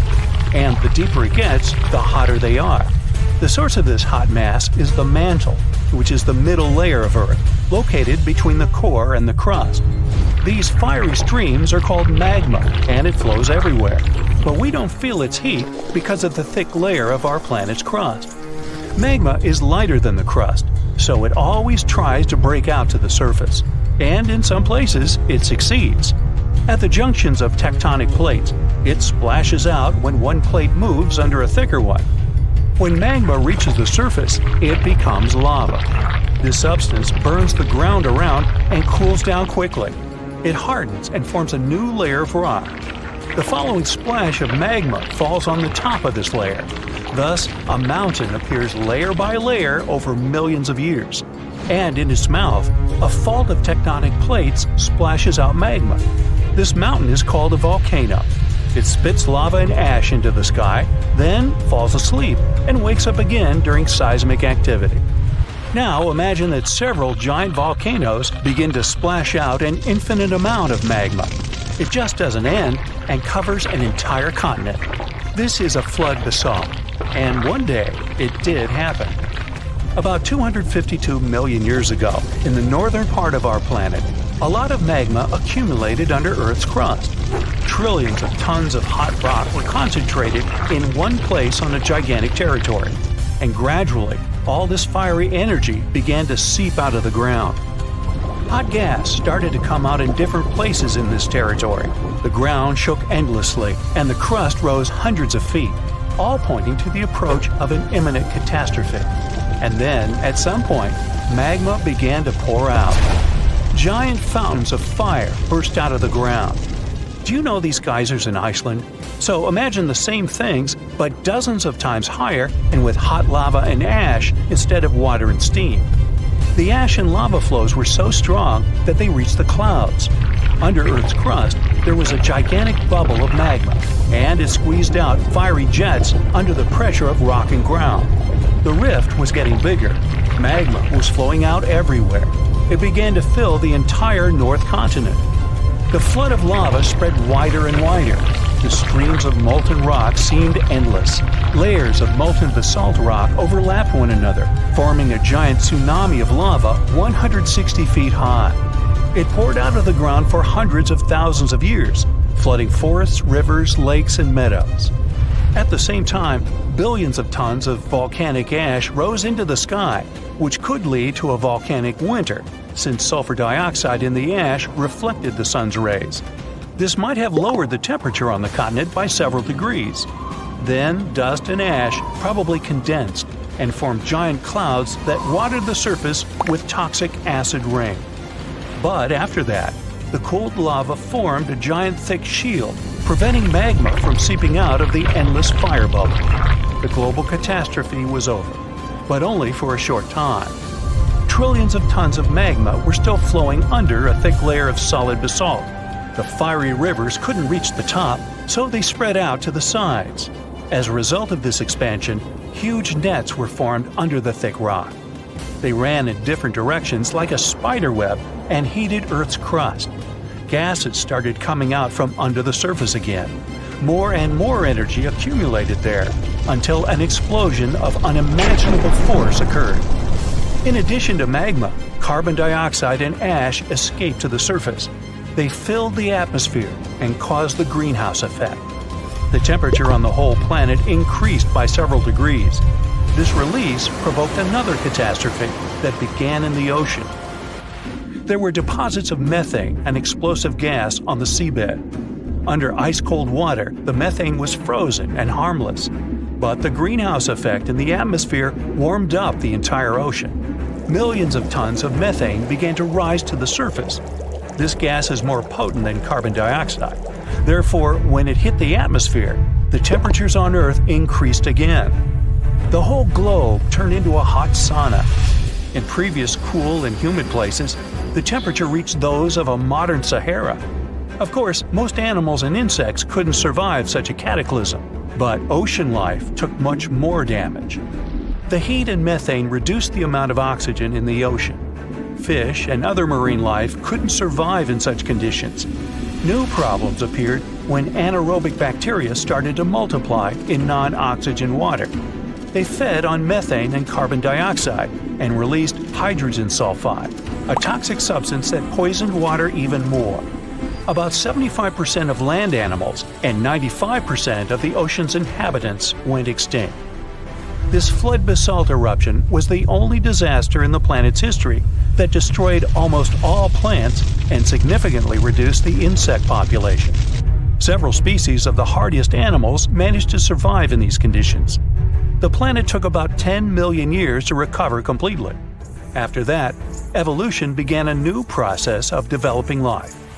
And here are two pieces of news. The bad one is that flood basalt will happen again and will be no less devastating than 252 million years ago. The good news is that it will happen in hundreds of millions of years. But when that happens, humanity will need to be prepared. It will start on the ocean floor. First, lava fountains miles high will begin boiling the water and emit sulfur dioxide into the atmosphere, where it will reflect sunlight. Along with ash and magma, a massive amount of water vapor will rise into the air. Livestock won't survive, and people will have breathing problems. Acid rain and increased humidity caused by the evaporation of the oceans will lead to the corrosion of buildings. All flights will be canceled. People will have to wear gas masks. Many animals won't be able to handle this eruption, but humans will adapt quickly. But then another and another eruption will follow, and this endless catastrophe will soon deplete the resources of humanity. Plants and trees won't recover so fast, and oxygen production will be significantly reduced. Let's hope that humanity will have colonized other planets, including those outside the solar system by that time. And now, let's jump back to the present. About 70% of the seismic activity associated with volcanoes occurs underwater. So let's see how ordinary volcanoes on the ocean floor work. Water, as well as land, rests on tectonic plates. Therefore, if their structure is broken at the joints, magma seeps through them. But unlike terrestrial volcanoes, lava here doesn't spread in different directions, burning everything it meets. It solidifies under the pressure of cold water. Underwater volcanoes can erupt for a long time with breaks in between. Magma covers the seabed. After another 100 or 1,000 years, a new eruption begins and a new layer of rock forms over the previous one.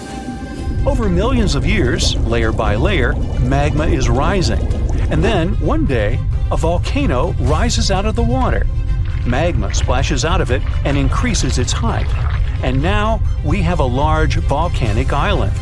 Then the volcano falls asleep and life appears on the newly formed piece of land. Magma flows from the planet's mantle, filled with various chemical elements. This hot mix saturates the soil with useful substances and thus promotes the growth of plants and trees. Then birds and other animals arrive there, and the volcanic island turns into a paradise. Then humans arrive and pave over paradise to put up a parking lot and a franchise burger joint. If all the volcanoes on Earth suddenly erupted together, it'd be loud. We'd also have around 1,500 of these formations bursting at once. Now normally it's just 10 to 20 volcanoes that are active each day. But what would the world look like if they all blew their tops simultaneously? Geologists think it wouldn't be pretty. Even if only the land volcanoes erupted together, it would set off a chain reaction way worse than anything we've ever seen before. The two big problems would be ash and volcanic gases. While the explosions in lava would be damaging for people nearby, the real danger lies in what happens next. A thick layer of ash would cover the planet, blocking out sunlight completely. No sunlight means no photosynthesis, which means crops would fade away and temperatures would drop considerably. And all this ash cloud could remain in our atmosphere for up to 10 years. Now, ash aside, there's also acid rain to worry about. Volcanic gases like hydrochloric acid and sulfur dioxide would mix with the atmosphere and fall back down as acid rain. This type of weather would harm the groundwater and ocean surfaces. Even if humans would find a way to survive up to this point, we'd have no corals and no other sea creatures around. Scientists have seen similar events in Earth's history at a smaller scale. Big volcanic eruptions have been linked to mass extinctions. When Mount Pinatubo erupted in 1991, it cooled parts of the world for 2 years. But the extra carbon dioxide from these eruptions could also heat the planet, the same way we turn our stoves to broil for that extra crispy layer on our casserole. Geologists also mentioned that there's evidence in our atmosphere that stuff like this may have happened in the distant past. During the Cretaceous period, carbon dioxide levels were way higher than today, which made it difficult for marine life to thrive. Who would survive all this?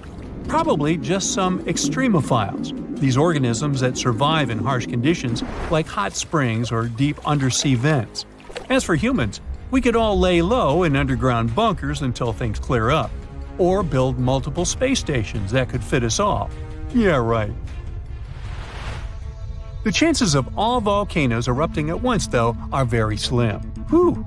That's because there isn't one giant source supplying all the volcanoes on Earth. Each one of these openings has its own deposit of magma, except for a few cases where they indeed share the supply. For example, in 1912, Nova Rupta in Alaska erupted alongside another volcano sharing magma. Scientists have also found evidence of magma hiding under volcanic areas, like under the Taupo volcanic zone in New Zealand. This magma can spread out horizontally for long distances, but is still just a local feature. Even if we consider all the magma under Taupo as one system, it's not connected to other volcanic areas like Indonesia or the Philippines. Because the great majority are isolated, volcanoes can't sync up to erupt at once.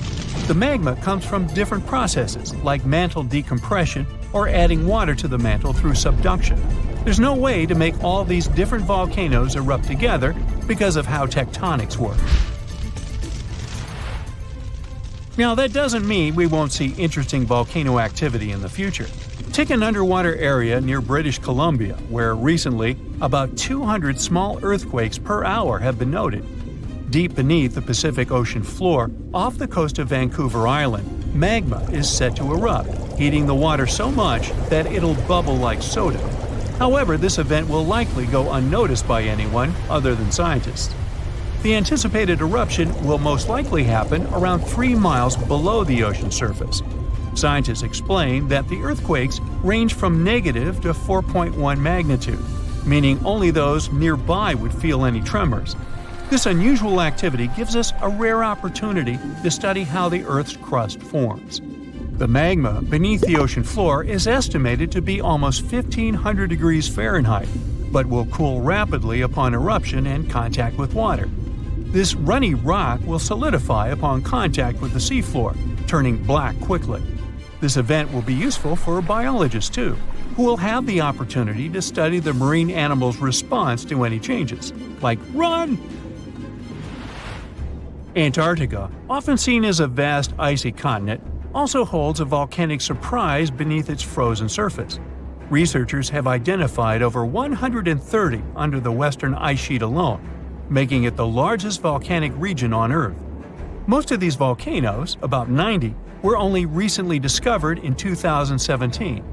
But could any of these Antarctic volcanoes actually erupt? Well, it depends on which volcano we're talking about.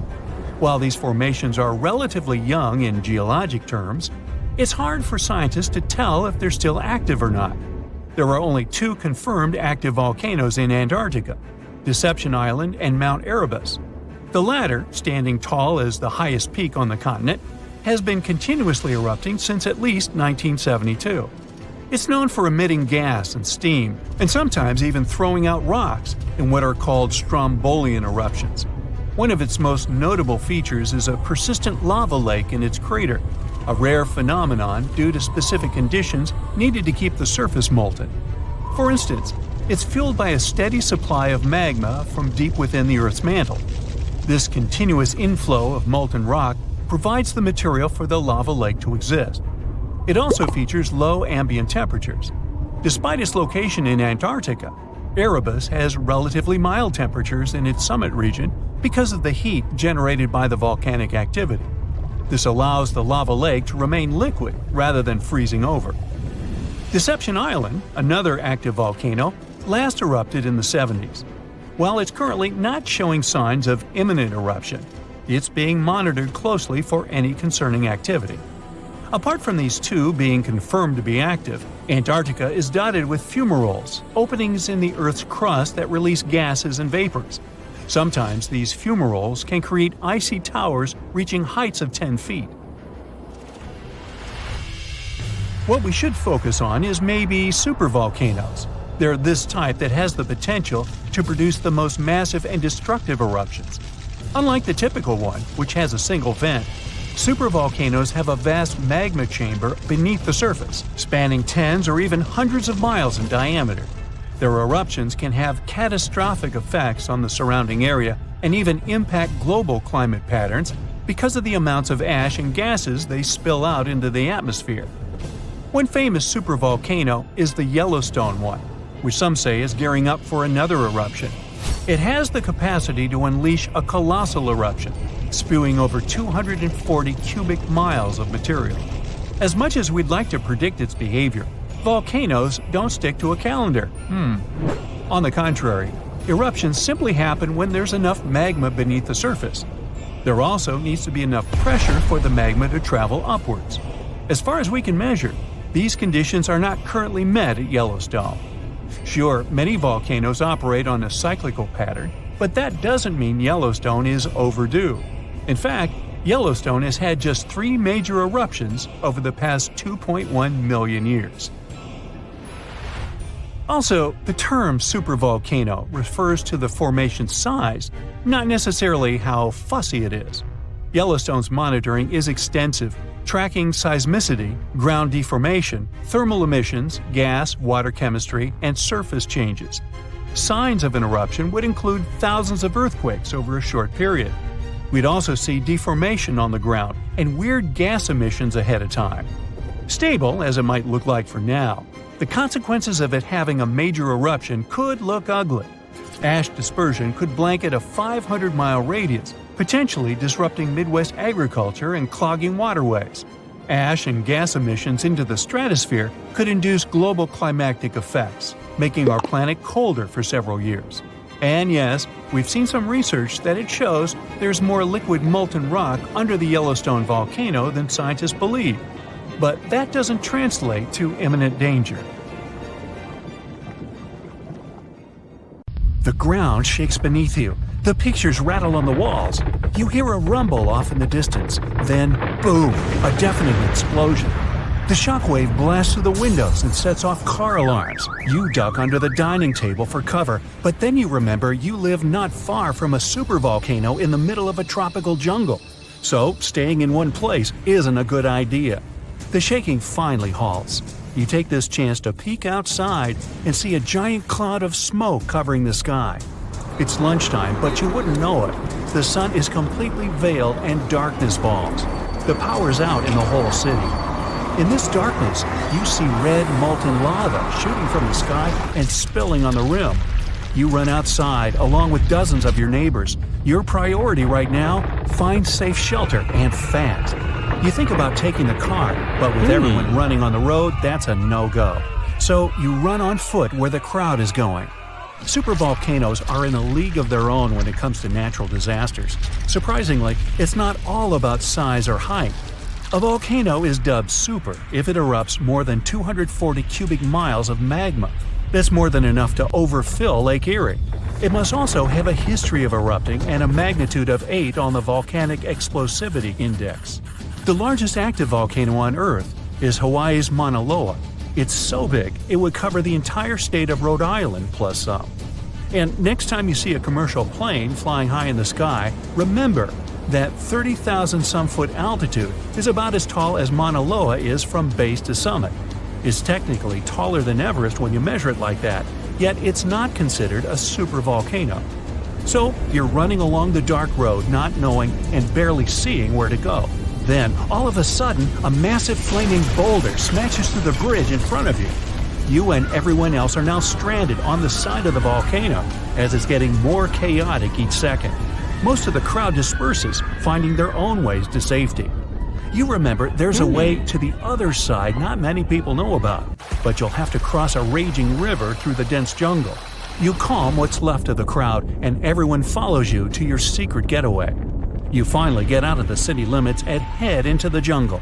With the sky already dark, the tall trees and thick leaves make it almost pitch black. Everyone gets out their phone flashlights to navigate through the dark path.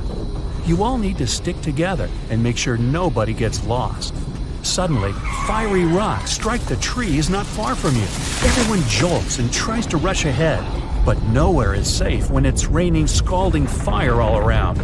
You and your group have to pick up the pace or else. Imagine a typical avalanche or mudslide, very dangerous situations on their own. Now, imagine an avalanche of lava rocks and lava sliding down a mountain instead of mud. That's what's making its way towards you right now.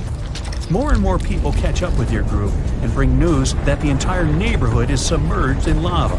It's traveling quicker than you thought. You can never really predict how fast a lava flow will be until you see it. It all depends on how thick it is and how steep the mountain slope. Lava can move slowly at about 20 feet a minute, a fraction of the average person's walking speed. Or it can flow as fast as 30 miles per hour, which even the fastest person on Earth can't outrun. But the lava isn't even the most dangerous problem. If you didn't have protection, the gases spewing from the eruption would fill your lungs, and those spread faster and further than the lava flow. Your eyes and throat would be itchy. You'd get a headache, dizziness, increased heart rate, difficulty breathing.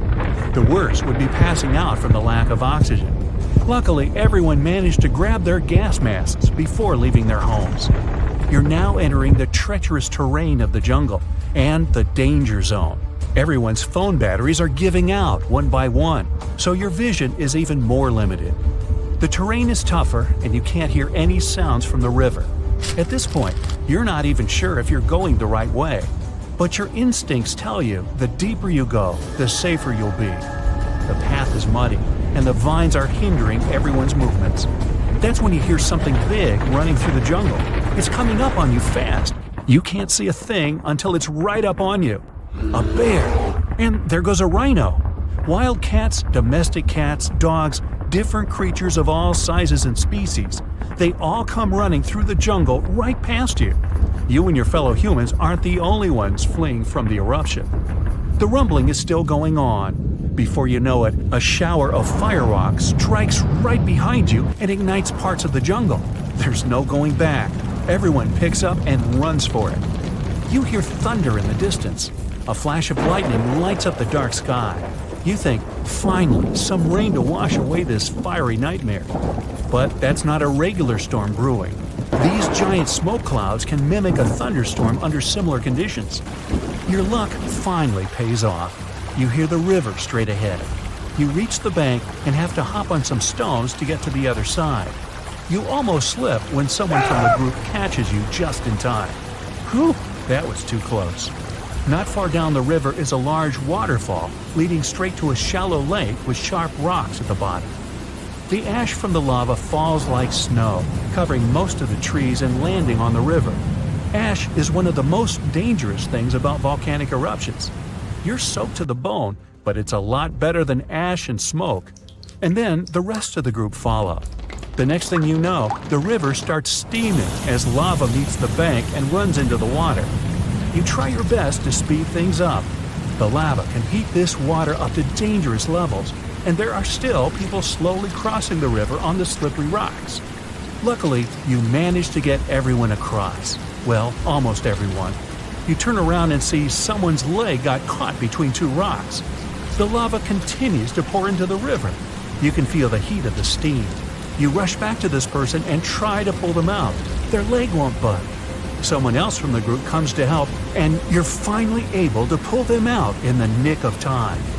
You and everyone else, now exhausted from your trek, keep going as far as possible. That's when you see the main road that connects you to the broken bridge. There are others on the road that got out safely, and even some cars filling up with survivors and heading fast out of the area. The volcano is still spewing lava, and the entire city is flooded with it. What was once your town now looks like a giant burning lake.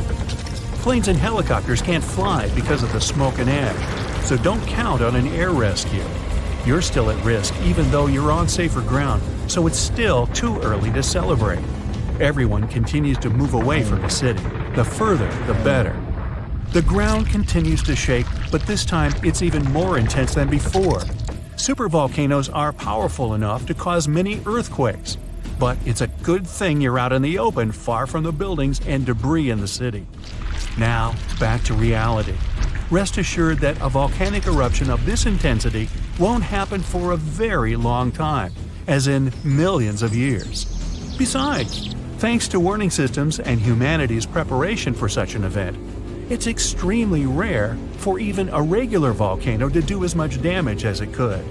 So, don't scratch Yellowstone off your travel list just yet. The last time this volcano erupted was about 500 years ago, but recently, small tremors have grown really frequent, to such an extent that scientists have been recording more than 1,000 a month. I'm talking about the Campi Flegrei supervolcano in Italy. At one point, just a few weeks ago, the area was rattled by a 4.4 magnitude earthquake with 150 tremors in just one night. It was the strongest earthquake in over 40 years. A lot of locals spent the night in their cars, but in the morning, the shakes were followed by another earthquake, a bit weaker with a magnitude of 3.6. So, is Italy in danger? Well, the quake itself wasn't big enough to cause serious damage, but it evoked a lot of panic. At the moment, local authorities are working on grandiose emergency plans. If worse comes to worse, they'll have to evacuate hundreds of thousands of people. One of the reasons is the proximity of this area to Naples with more than 3 million inhabitants. At the moment, they're even considering an option of paying people to leave their homes. Right now, schools remain closed in the Campi Flegrei area. The authorities are allocating more than 500 million euros to ensure the safety of buildings and constructions in the area. A yellow alert is still in place in the region where 80,000 people live. There's the so-called red zone, which is the most dangerous area. There are 1,250 houses in this red zone, and all of them will be at high seismic risk if an eruption begins. Plus, more than twice as many will be at medium risk.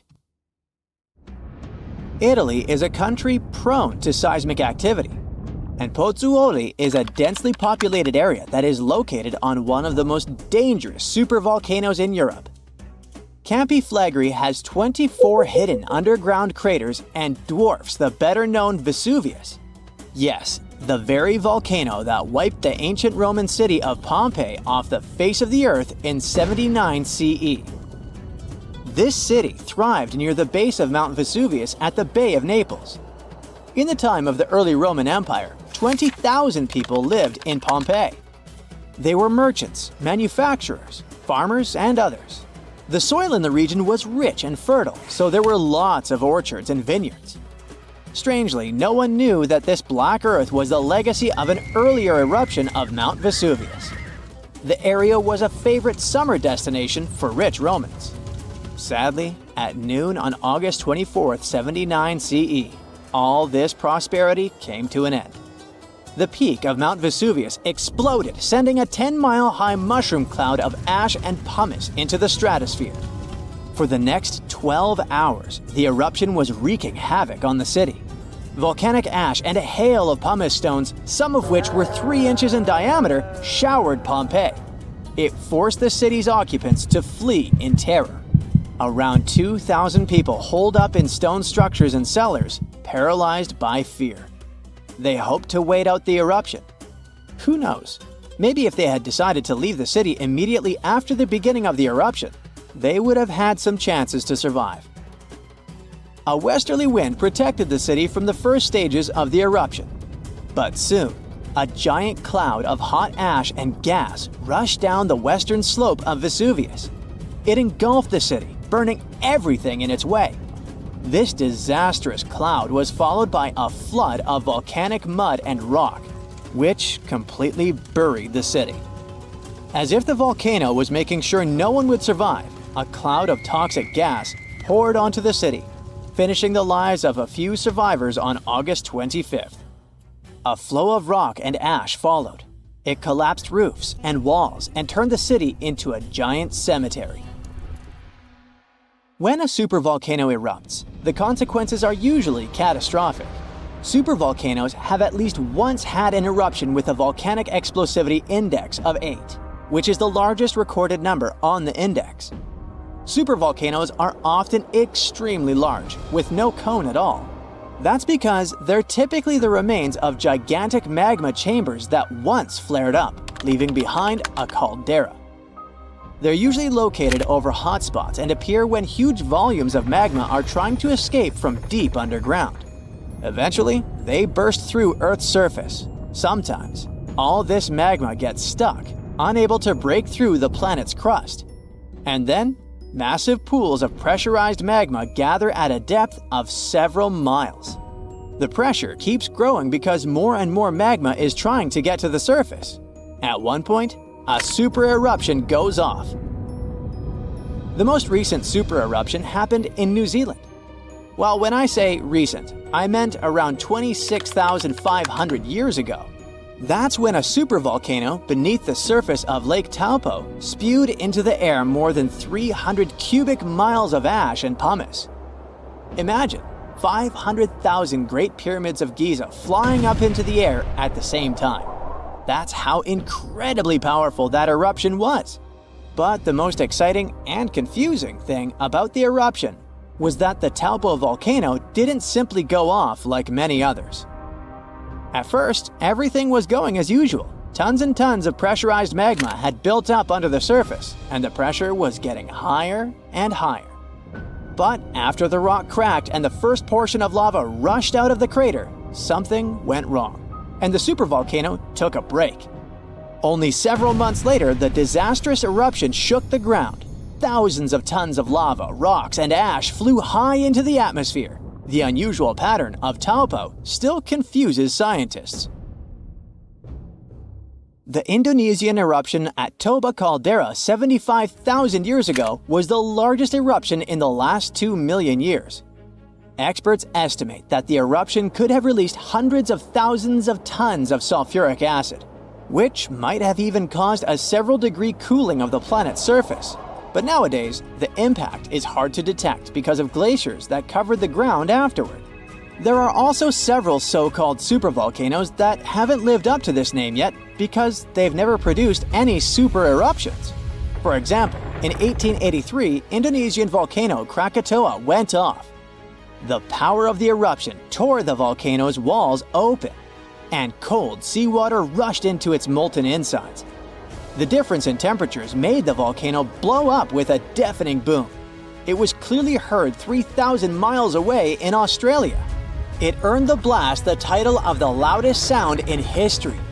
But even though the consequences of this event were truly catastrophic, it still turned out not powerful enough to be called a super eruption. It only had a volcanic explosivity index of 6. Then, there's also Mauna Loa, It's a shield volcano, which means it won't produce explosive eruptions, but its sheer size makes this monster of a volcano extremely dangerous. At the moment, the volcano seems to be at peace with its surroundings. Research equipment doesn't show any signs of activity on Mauna Loa, but if Mauna Loa did suddenly erupt, lava flows could reach the ocean and the most populated and touristy places like Captain Cook very fast, in a matter of hours. The last time the volcano erupted, lava got as far as the outskirts of Hilo on the other side of the island. That's where the University of Hawaii is located. Luckily, people had a few weeks' warning to get ready for the disaster. Over its recorded history, Mauna Loa has been erupting pretty regularly, almost every 6 years. On the bright side, big island volcanoes including Mauna Loa aren't really very volatile. That's because they're shield volcanoes. These volcanoes got such a name because they aren't really very high and resemble a warrior's shield placed flat on the ground. Shield volcanoes are formed by very fluid lava. It travels way farther and forms much thinner flows than the lava erupted from a stratovolcano, which is conically shaped and tall, like the infamous Krakatoa in Indonesia. So, if Mauna Loa erupts, there probably won't be ash clouds or tons of debris. The most dangerous thing will be lava. Since Mauna Loa is a shield volcano, its lava is extremely fluid and voluminous, which allows it to flow far and fast.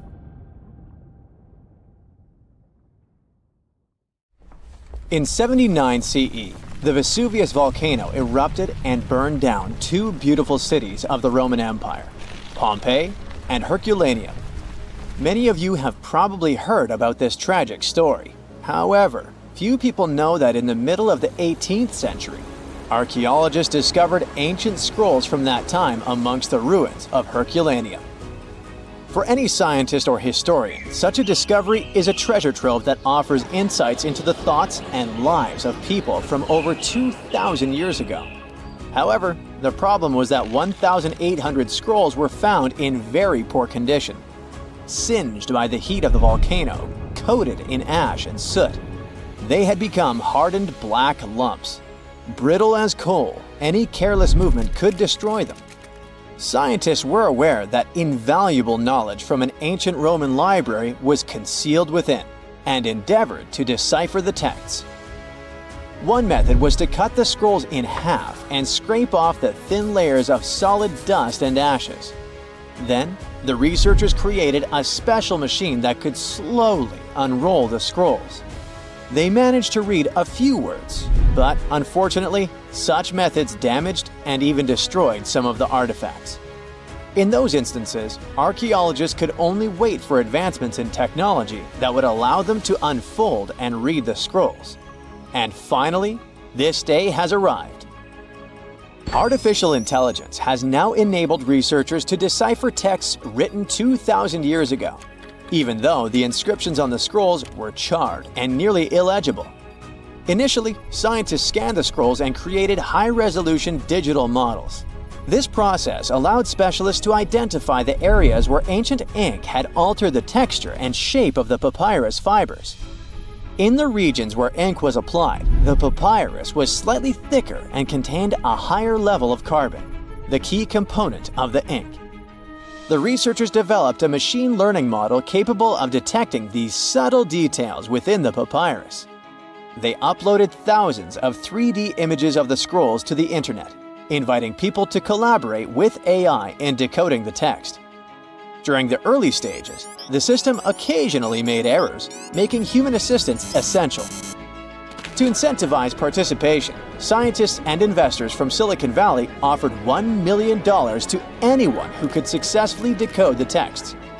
This initiative significantly accelerated the process, resulting in the deciphering of several passages from the ancient works.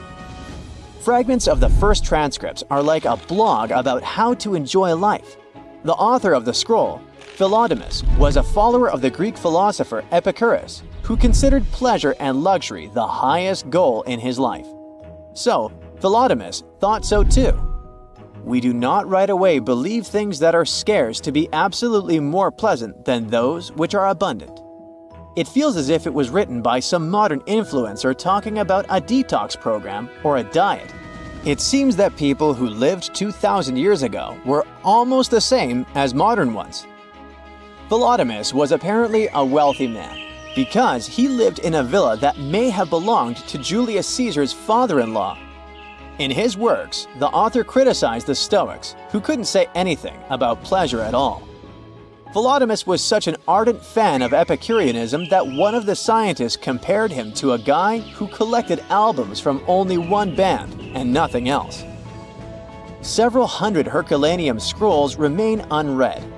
Scientists believe that they may contain works by Aristotle, Homer, Sophocles, and the Stoics. Fortunately, with modern AI technologies, the decryption process will go on much faster. But how did historians and linguists decipher ancient texts in the past centuries? It was actually a very difficult mental job. Let's say you found an ancient slab in the 19th century, somewhere in Greece. To understand what was written there, you'd have to compare it to several other deciphered plates with similar writings of that era or similar languages. Letter by letter, symbol by symbol, you'd be deciphering ancient writings for several months or even years to figure out, say, the recipe for ancient mashed potatoes. Fortunately, with the development of computer technology, those days are long gone. Now, all ancient scrolls can be scanned and uploaded to a database on a computer. You may not even have to decipher the text for a long time if the computer finds a match of characters in other ancient manuscripts. But even if you have a perfectly preserved piece of papyrus or an ancient book where all letters are visible, this doesn't mean that you and AI will be able to decipher it. One of the most famous encrypted texts is the Voynich manuscript. This work, which consists of 240 colorful pages, was acquired by Polish bookseller in 1912. He found that book intriguing because of astrological symbols, unknown plants, and unusual human figures drawn on its pages. And all this was accompanied by handwritten texts. The author had beautiful, clear handwriting, but the language of the book is still unknown. Someone wrote this art book around the beginning of the 15th century and divided it into 6 sections devoted to botany, astronomy, biology, cooking, medicine, and cosmology. Many scientists and linguists have tried to decipher the mysterious drawings with inscriptions, but no one has gotten reliable results. Even AI couldn't help this difficult task. Some believe that this book is dedicated to science, and others believe that it contains knowledge about witchcraft. Perhaps it's a mix of science and magic. According to one version, the manuscript is a medical textbook that copied information from other scientific works from the Middle Ages. Before the invention of the printing press, people copied books and rewrote them by hand without worrying about copyrights. It's possible that the author of the manuscript outlined all their knowledge about herbal medicines and the influence of astrology on health. People in the past believed that the state of the body and stars in the sky were connected.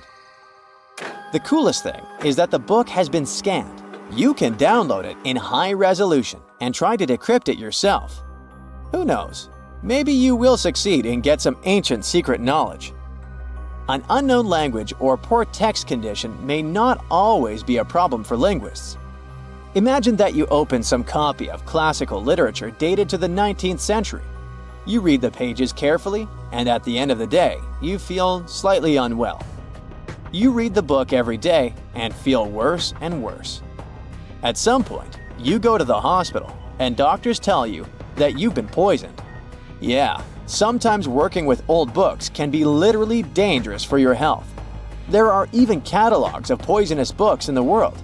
They are toxic not because someone intentionally sprayed them with poison to hurt the reader, but because people wanted to make books look more colorful. Recently, 2 such books have been withdrawn from the National Library of France because of their bright green covers. The pages were ordinary, but the hardcover could have been coated with arsenic. The mass production of books took place in the 19th century. Book publishers wanted to release as many copies as possible, so they used not expensive leather covers for them, but cheaper fabric options. To make a book attractive to customers, they painted them in bright green, yellow, red, and other colors. They got the green color of the cover thanks to the bright pigment created from copper and arsenic. It was a very cheap dye, but brighter than other dyes containing copper carbonate. An arsenic dye was used not only for books, but also to create candles and wallpaper. The problem was that the dye's pigment decomposed quickly and released toxic carcinogenic fumes. Arsenic caused severe health problems. People calmly lived in their homes and couldn't understand what was happening to them. The same thing happened to many readers of that time. It was only by the end of the 19th century that people stopped selling toxic items. Now, to read a poisonous book, if you want to do it that is, you have to wear gloves and a protective mask. And after work, wash your hands thoroughly. The story of Pompeii is complete chaos as is, but to add a little fuel to this fire, we dug up some groundbreaking facts, and I mean that quite literally. Hear me out.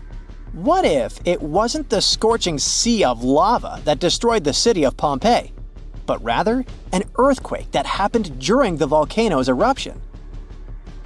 Rewind to over 2,000 years ago. The year is 79 BCE.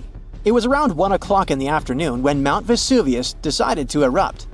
Pompeians were going on with their normal daily routines when lava started taking over. The flow of lava was so quick that most people didn't have anywhere to run. The disaster took the lives of around 2,000 people. The lava covered most of the city, which then turned everything to ashes. Pompeii was only discovered during the 16th century of our common era, when an architect commended a dig to divert a river. It's a very well-studied site nowadays, but something unusual recently caught the researchers' attention.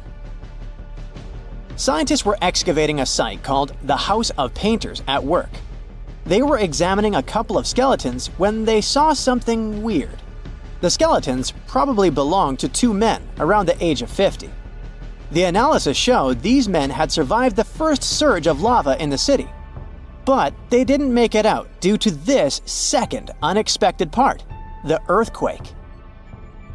The men probably took shelter at the House of Painters at work, but the walls crumbled down when the earthquake hit. The men were found in a protective posture, like they were trying to shield themselves from something that was going to fall above their heads. Plus, these skeletons were not found under the layer of volcanic ash, but on top of it, proving that they really did survive Vesuvius's sea of lava. It turns out this is not as rare as it seems. A volcanologist explained that the seismic activity during the eruption really made things worse in Pompeii. He said that this seismic chaos probably influenced the desperate choices of a lot of Pompeians in their final moments. This is not the first time the world heard of a possible earthquake in Pompeii. A guy named Pliny the Younger, who escaped the disaster and witnessed the whole thing, beat these scientists to it in his famous letters. Pliny the Younger was a lawyer and an important person back in ancient Rome. He was an eyewitness to the whole Pompeii disaster, and he wrote in one of his letters that the eruption was followed by a trembling of the earth. Researchers do agree that something never added up. Pompeii is known to have really well-preserved skeletons since the ashes kind of played an important role in preserving them. But the buildings were in horrible shape, making it hard to reconstruct the entire city as it once was.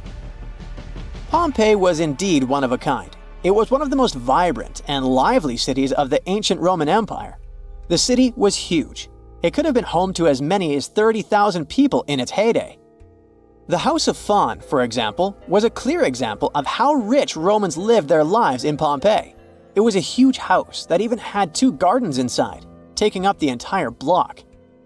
They looked like they were made of white marble, but it was actually painted stucco. It was clear to researchers that only aristocrats lived there. Then there was this famous forum. This is where most of the administrative part of the city life happened. It was made up of a lot of different buildings, like the Basilica, a hotspot for political and civil meetings, the Macellum, which was a market, and several temples. If we were visiting this back in the day, we'd see a bunch of men dressed in tunics. A few select ones would wear togas. those heavy white pieces of draped cloth that look like bed linen wrapped over the body. Togas were mainly used on special occasions since they were costly, hard to wash, and considered a traditional costume. Representatives running for office would use it during their campaign run so that commoners would identify them as candidates.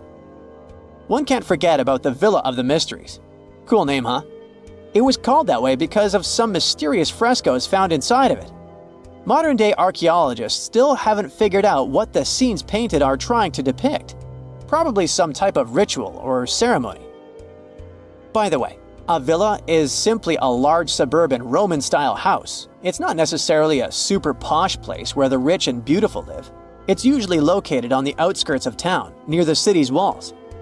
The Villa of the Mysteries one in particular was found astoundingly well preserved in modern archaeological excavations. It even had a manufacturing area inside of it, like its own little industry. It was common for richer Romans to own big farmlands, like olive gardens, for example. So they would also build a processing station inside their villas to extract the oil and package the whole thing. The amphitheater was where some of the richer men paid to put on gladiator fights for the rest of the town. It was built around 70 BCE, and it was one of the oldest amphitheaters of the world. It was even older than the Colosseum in Rome. This huge building could fit around 20,000 spectators at once. The seating was arranged by social class, so you could easily spot who was a member of the nobility. And in case you're wondering why it was shaped like a weird egg, it's because that was the shape that allowed for an unobstructed view wherever you were in the crowd. As every other Roman city, Pompeii also had some famous baths. Since not every house had access to plumbing back in the day, most people didn't shower in their homes. That's why so many Romans would use public baths, usually at the end of the day, to clean themselves. But make no mistake, this wasn't just a place for bathing, it was a cultural hotspot. The baths were made up of many different rooms. The first one was like a locker room, where people would keep their clothes and personal belongings. This is where the upper and lower classes mingled together. Someone's class could easily be identified by their clothes and jewelry. The amount of gold and silver worn back in those days is nothing compared to what most people wear today. Usually, the rich folks would leave someone to take care of their belongings while they went and took their bath. Because yes, it could happen that stuff went missing while chilling and relaxing. The big focus on self-care nowadays was already a thing for ancient Romans. It was common that before taking a bath, olive oil was rubbed all over the skin. They would scrape off the dirty skin with a strigil. That may sound weird, but also extremely pleasing. The baths had rooms for massages. Some of them had reading rooms, and even courtyards for some healthy exercise. Oh, there was even a natatio, or swimming pool if you're not fluent in Latin. After all, it was the Romans that said, a healthy body is a healthy mind. The bakeries. Bread was one of the main components of Pompeian diet, so much so that there were around 30 bakeries in the city. Bread was freshly made from scratch every day. In a special area of the shop, the corn or wheat was ground, and mules would circle around to keep the mills going. The funny thing about Pompeians is that they like to cover the exterior walls of buildings with paintings, much like graffiti nowadays. Their paintings, usually frescoes, used to depict what daily life was like in the city. Ancient Romans were very outdoorsy people, so coloring their walls seemed like a good option for them. A lot of houses had frescoes inside of them too, to make up for the lack of windows. The paintings gave the house owners the illusion of more space if the painting was of, let's say, a garden, for example. The last time this volcano erupted was about 500 years ago, but recently, small tremors have grown really frequent, to such an extent that scientists have been recording more than 1,000 a month. I'm talking about the Campi Flegrei supervolcano in Italy. At one point, just a few weeks ago, the area was rattled by a 4.4 magnitude earthquake with 150 tremors in just one night. It was the strongest earthquake in over 40 years. A lot of locals spent the night in their cars, but in the morning, the shakes were followed by another earthquake, a bit weaker with a magnitude of 3.6. So, is Italy in danger?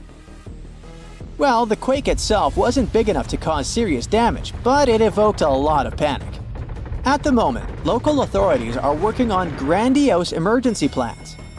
If worse comes to worse, they'll have to evacuate hundreds of thousands of people. One of the reasons is the proximity of this area to Naples with more than 3 million inhabitants. At the moment, they're even considering an option of paying people to leave their homes. Right now, schools remain closed in the Campi Flegrei area. The authorities are allocating more than 500 million euros to ensure the safety of buildings and constructions in the area. A yellow alert is still in place in the region where 80,000 people live. There's the so-called red zone, which is the most dangerous area. There are 1,250 houses in this red zone, and all of them will be at high seismic risk if an eruption begins. Plus, more than twice as many will be at medium risk. Italy is a country prone to seismic activity, and Pozzuoli is a densely populated area that is located on one of the most dangerous supervolcanoes in Europe. Campi Flegrei has 24 hidden underground craters and dwarfs the better-known Vesuvius. Yes, the very volcano that wiped the ancient Roman city of Pompeii off the face of the earth in 79 CE. This city thrived near the base of Mount Vesuvius at the Bay of Naples. In the time of the early Roman Empire, 20,000 people lived in Pompeii. They were merchants, manufacturers, farmers, and others. The soil in the region was rich and fertile, so there were lots of orchards and vineyards. Strangely, no one knew that this black earth was the legacy of an earlier eruption of Mount Vesuvius. The area was a favorite summer destination for rich Romans. Sadly, at noon on August 24, 79 CE, all this prosperity came to an end. The peak of Mount Vesuvius exploded, sending a 10-mile-high mushroom cloud of ash and pumice into the stratosphere. For the next 12 hours, the eruption was wreaking havoc on the city. Volcanic ash and a hail of pumice stones, some of which were 3 inches in diameter, showered Pompeii. It forced the city's occupants to flee in terror.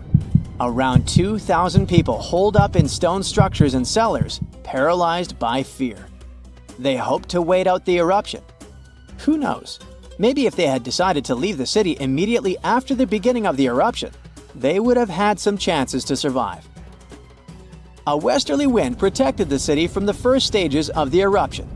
But soon, a giant cloud of hot ash and gas rushed down the western slope of Vesuvius. It engulfed the city, burning everything in its way. This disastrous cloud was followed by a flood of volcanic mud and rock, which completely buried the city. As if the volcano was making sure no one would survive, a cloud of toxic gas poured onto the city, finishing the lives of a few survivors on August 25th. A flow of rock and ash followed. It collapsed roofs and walls and turned the city into a giant cemetery. When a supervolcano erupts, the consequences are usually catastrophic. Supervolcanoes have at least once had an eruption with a volcanic explosivity index of 8, which is the largest recorded number on the index. Supervolcanoes are often extremely large, with no cone at all. That's because they're typically the remains of gigantic magma chambers that once flared up, leaving behind a caldera. They're usually located over hotspots and appear when huge volumes of magma are trying to escape from deep underground. Eventually, they burst through Earth's surface. Sometimes, all this magma gets stuck, unable to break through the planet's crust. And then, massive pools of pressurized magma gather at a depth of several miles. The pressure keeps growing because more and more magma is trying to get to the surface. At one point, a super eruption goes off. The most recent super eruption happened in New Zealand. Well, when I say recent, I meant around 26,500 years ago. That's when a supervolcano beneath the surface of Lake Taupo spewed into the air more than 300 cubic miles of ash and pumice. Imagine 500,000 Great Pyramids of Giza flying up into the air at the same time. That's how incredibly powerful that eruption was. But the most exciting and confusing thing about the eruption was that the Taupo volcano didn't simply go off like many others. At first, everything was going as usual. Tons and tons of pressurized magma had built up under the surface, and the pressure was getting higher and higher. But after the rock cracked and the first portion of lava rushed out of the crater, something went wrong, and the supervolcano took a break. Only several months later, the disastrous eruption shook the ground. Thousands of tons of lava, rocks, and ash flew high into the atmosphere. The unusual pattern of Taupo still confuses scientists. The Indonesian eruption at Toba caldera 75,000 years ago was the largest eruption in the last 2 million years. Experts estimate that the eruption could have released hundreds of thousands of tons of sulfuric acid, which might have even caused a several-degree cooling of the planet's surface. But nowadays, the impact is hard to detect because of glaciers that covered the ground afterward. There are also several so-called supervolcanoes that haven't lived up to this name yet because they've never produced any super eruptions. For example, in 1883, Indonesian volcano Krakatoa went off. The power of the eruption tore the volcano's walls open, and cold seawater rushed into its molten insides. The difference in temperatures made the volcano blow up with a deafening boom. It was clearly heard 3,000 miles away in Australia. It earned the blast the title of the loudest sound in history. But even though the consequences of this event were truly catastrophic, it still turned out not powerful enough to be called a super eruption. It only had a volcanic explosivity index of 6. Then, there's also Mauna Loa.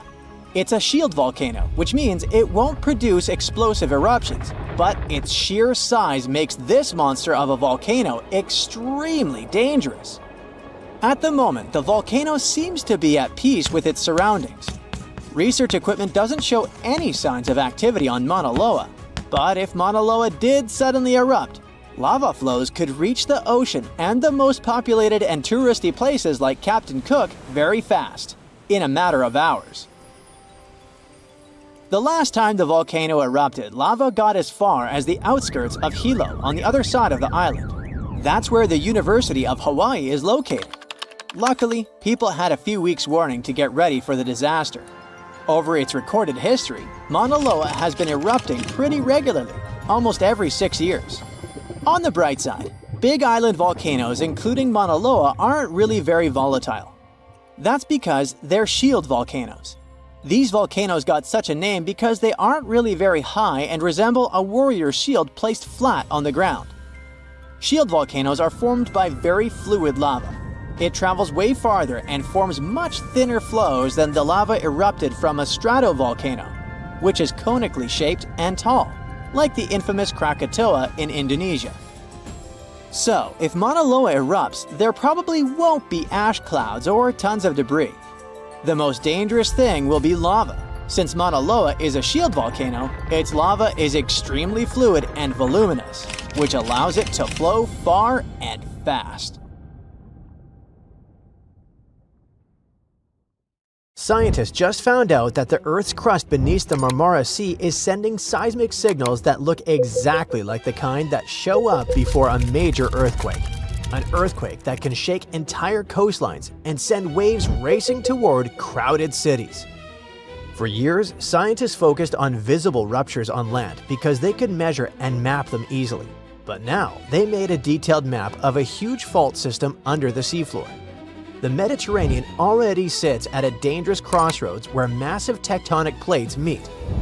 Those plates push, scrape, and stretch against each other, and that constant motion creates massive stress. The crust there grows thinner over time, and thinner crust means it can't absorb stress easily. Stress builds, pressure mounts, and the signals coming from below show that parts of this fault system have started to move in unusual ways.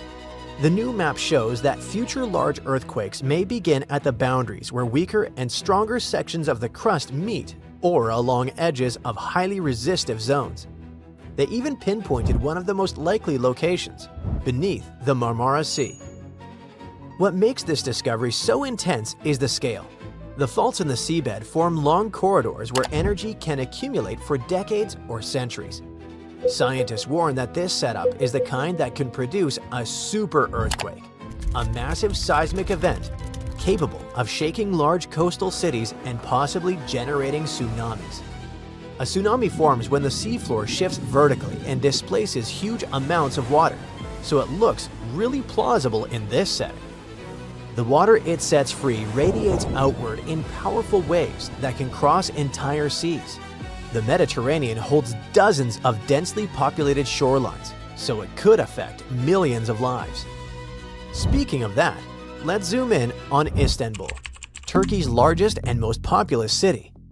The massive fault line sitting right under it doesn't act the way scientists thought it did. For years, experts looked at the main Marmara Fault, a branch of the North Anatolian Fault running beneath the Sea of Marmara, and worried it might rip in one single monstrous rupture. That kind of break could unleash a megaquake in the high 7s or beyond. But when scientists ran detailed computer simulations covering more than 10,000 years of earthquake cycles, they saw something different. The fault doesn't behave like one giant zipper waiting to unzip all at once. It behaves more like a row of connected tiles that break in sections. And the reason comes down to what's happening miles below the seafloor. It's called rheology. Simply put, how materials deform under stress, how rocks bend, stretch, or snap when you squeeze them hard enough. Under the central Sea of Marmara, giant piles of compacted mud, sand, and debris sit on top of warmer crust. In those upper layers, the sediment usually deforms slowly and steadily, especially at shallow depths where pressure and heat interact in specific ways. Deeper down, higher temperatures weaken the rocks. Warm rock flows more easily than cold rock. That heat acts like a built-in brake system that limits how far a rupture can tear through the crust. When researchers built a 3D earthquake cycle model, they fed in real heat flow measurements, rock friction data, and structural details, and replayed thousands of years of seismic activity. When they included both sediment thickness and temperature differences, the model finally matched history, including the powerful quakes of 1766 and 1912. And none of the simulated events exceeded magnitude 7.3. That level of shaking can collapse buildings, fracture infrastructure, and cause landslides. But it differs from the nightmare scenario of one continuous coast-to-coast rupture. Instead, different sections behave in different ways. The western segments produce more regular earthquakes, including magnitude 7.2 events roughly every 150 years. The eastern sections generate smaller double quakes, back-to-back events between magnitude 6.2 and 6.8 about every century, and a magnitude 7.0 roughly every 500 years. Parts of the fault don't snap at all, but creep. Scientists call it shallow creep, which just means the fault slowly slides without producing a major quake. It releases tension quietly, like letting air out of a balloon instead of popping it. GPS measurements and clusters of repeating small quakes over the past 20 years confirm that slow slip near the central basin. So what does this mean for Istanbul, a city of over 15 million people sitting practically on top of this system?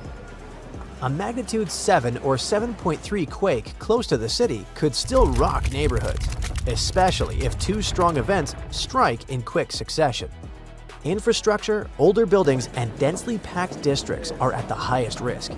The fault hasn't produced a major rupture in this section since 1894, which means there's more than 130 years of accumulated strain. The simulations show major events could strike in the coming decades. Then there's Santorini, where more than 28,000 earthquakes happened in just a few months in early 2025. Most of the quakes stayed small, but some reached magnitude 5, strong enough to fracture walls, rattle nerves, and push authorities to close schools and evacuate parts of the island.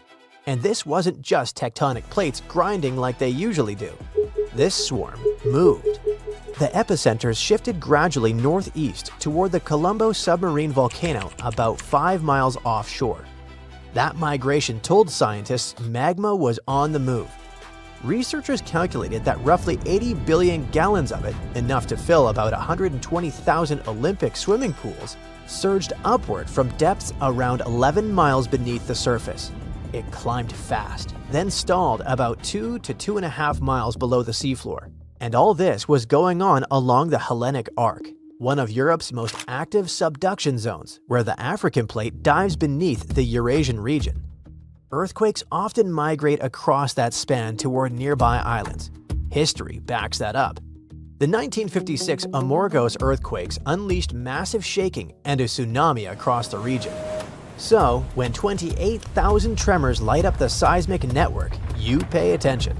This episode changed how scientists understand volcanic swarms.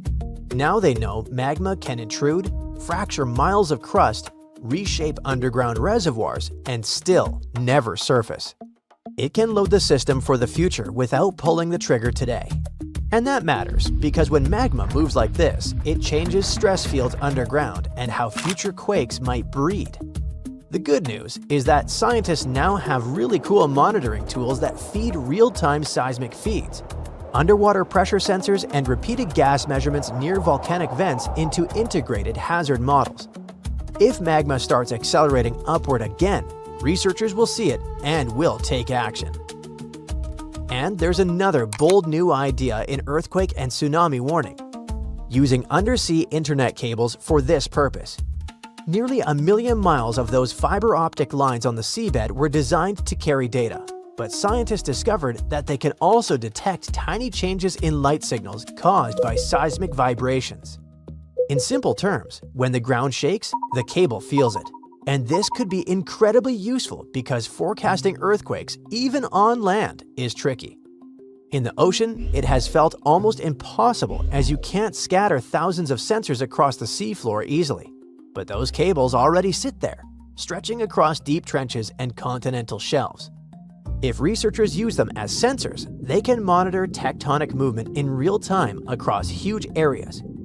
For a region like the Mediterranean, with hidden faults, active volcanoes, and crowded coasts, that system could offer precious seconds or minutes of warning. Seconds sound small, but early alerts let trains stop, gas lines shut down, and people move away from immediate danger. The fiber optic cable used for Seafloor Project, or FOCUS in the short version, didn't warn anyone about real disasters yet, but it had 2 false alarms. It reacted to a submarine landslide and weight bags that pushed the cables down. It proves the system works and could be life-saving in case of real danger, especially in vulnerable regions such as the Mediterranean. It shaped civilizations for thousands of years, and now science reveals it still shapes itself. They can't stop tectonic plates or cool magma chambers, but they can understand patterns, reduce vulnerability, and design cities smarter. Earth has one huge connected global ocean that covers about 71% of the planet's surface. And since it's all water, it could make sense that it's the same height everywhere in the world, right? Strangely, at the Panama Canal, the Pacific Ocean is sitting higher than the Atlantic. And it gets even stranger. In the Indian Ocean, there's a massive gravity low where sea level sits dozens of feet lower than the global average.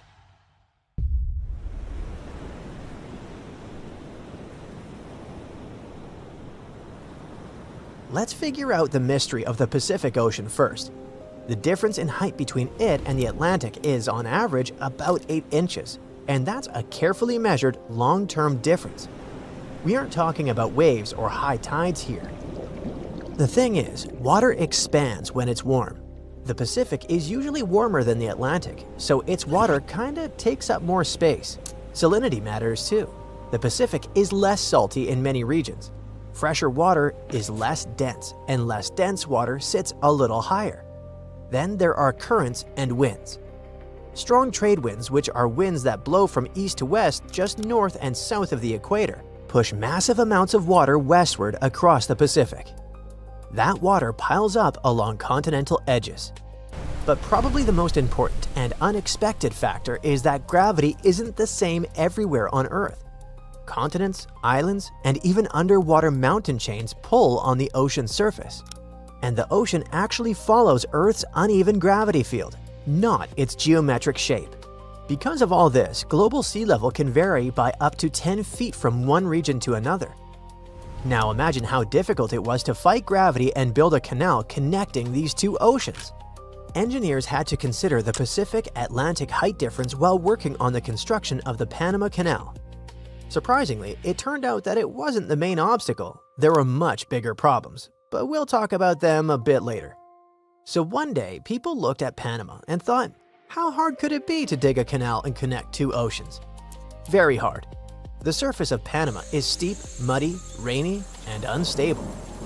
So instead of digging in a sandbox, building a canal would be carving a trench through a wet, collapsing mountain. Engineers wanted a sea-level canal cut straight across so ships could cruise through without any locks or lifting. But Panama wouldn't cooperate. Every time workers dug into a hillside, the dirt slid right back down. During the rainy season, rivers flooded everything, burying the equipment. Then workers started getting sick constantly. At the time, scientists didn't fully understand that mosquitoes were spreading diseases, so outbreaks were literally wiping out crews. Thousands of people lost their lives. Eventually, the whole project collapsed, both financially and physically. Years later, the US tried again, but this time they decided to take nature into consideration. Instead of digging straight through at sea level, they built a giant water elevator system. It works like this. Ships enter huge chambers and the gates closed. Next, water fills in and the ships get lifted about 85 feet. That's basically the height of an 8-story building. That's where a huge artificial lake is. The ships cruise across that lake, then get lowered back down on the other side. It's like moving ships over a hill using bathtubs the size of skyscrapers. Anyway, what's the deal with Earth's gravity? Forget the idea that our planet is a perfect ball. Imagine it as a lumpy and spinning potato. The middle bulges out a bit because of the planet's rotation. The crust isn't uniform either. The density below the surface changes constantly. Some areas are heavy and dense, others light and floaty. That's what actually shapes gravity across the planet. Now, it's time for the geoid to enter our story. It's the shape the ocean would have if it were shaped only by Earth's gravity and rotation, with no waves, no winds, and no tides. In other words, if it just floated freely across this lumpy potato. Over dense areas, gravity pulls harder, so the water piles up. Over lighter areas, gravity is weaker, and the water sags. For example, there's a weird spot in the Indian Ocean where gravity is actually weaker than normal. And because of that, the sea level there sits more than 328 feet lower than the surrounding ocean. That's like water dipping down the height of a 30-story building. It forms a massive circular depression covering about 1.2 million square miles. It's officially called the Indian Ocean Geoid Low. Scientists first noticed it in 1948 during a gravity survey from a ship and have been puzzled about this phenomenon for years. Why would Earth's gravity be weaker in one patch of ocean? Finally, researchers think they might have figured it out. Deep under that part of the ocean, huge plumes of hot magma may be rising from the mantle, kind of like slow-mo lava blobs pushing upward from thousands of miles below. These upwellings can shift mass inside the planet, and when mass shifts, gravity shifts too. Lean mass underneath means a slightly weaker pull, and the ocean water sinking lower in that spot. To test the idea, researchers ran massive computer simulations. They basically rewound Earth's history back 140 million years to see how the region evolved. And guess what? Their models point to the breakup of an ancient ocean that no longer exists. Apparently, tectonic plates moved and pieces of crust sank deep into the mantle in that region. They likely disturbed the material below, setting off those magma plumes. So this gravity hole isn't a hole in the water. It's a dent in Earth's gravity field, caused by deep, planet-scale plumbing problems that started millions of years ago. The depression is so extreme that it influences ocean currents, sea level readings, and even satellite paths. That's how strong these mantle processes are, even millions of years after all that tectonic drama. The big question now is, will the Indian Ocean Geoid Low ever go away, or is it here to stay? Scientists aren't 100% sure. It all depends on how the masses inside Earth move around over time. Our planet's mantle isn't solid. It's constantly shifting, rising in plumes and sinking in slabs. These slow and deep motions can either keep the gravity low intact for millions of years or eventually smooth it out. Think of it like a giant slow-moving lava lamp under the ocean.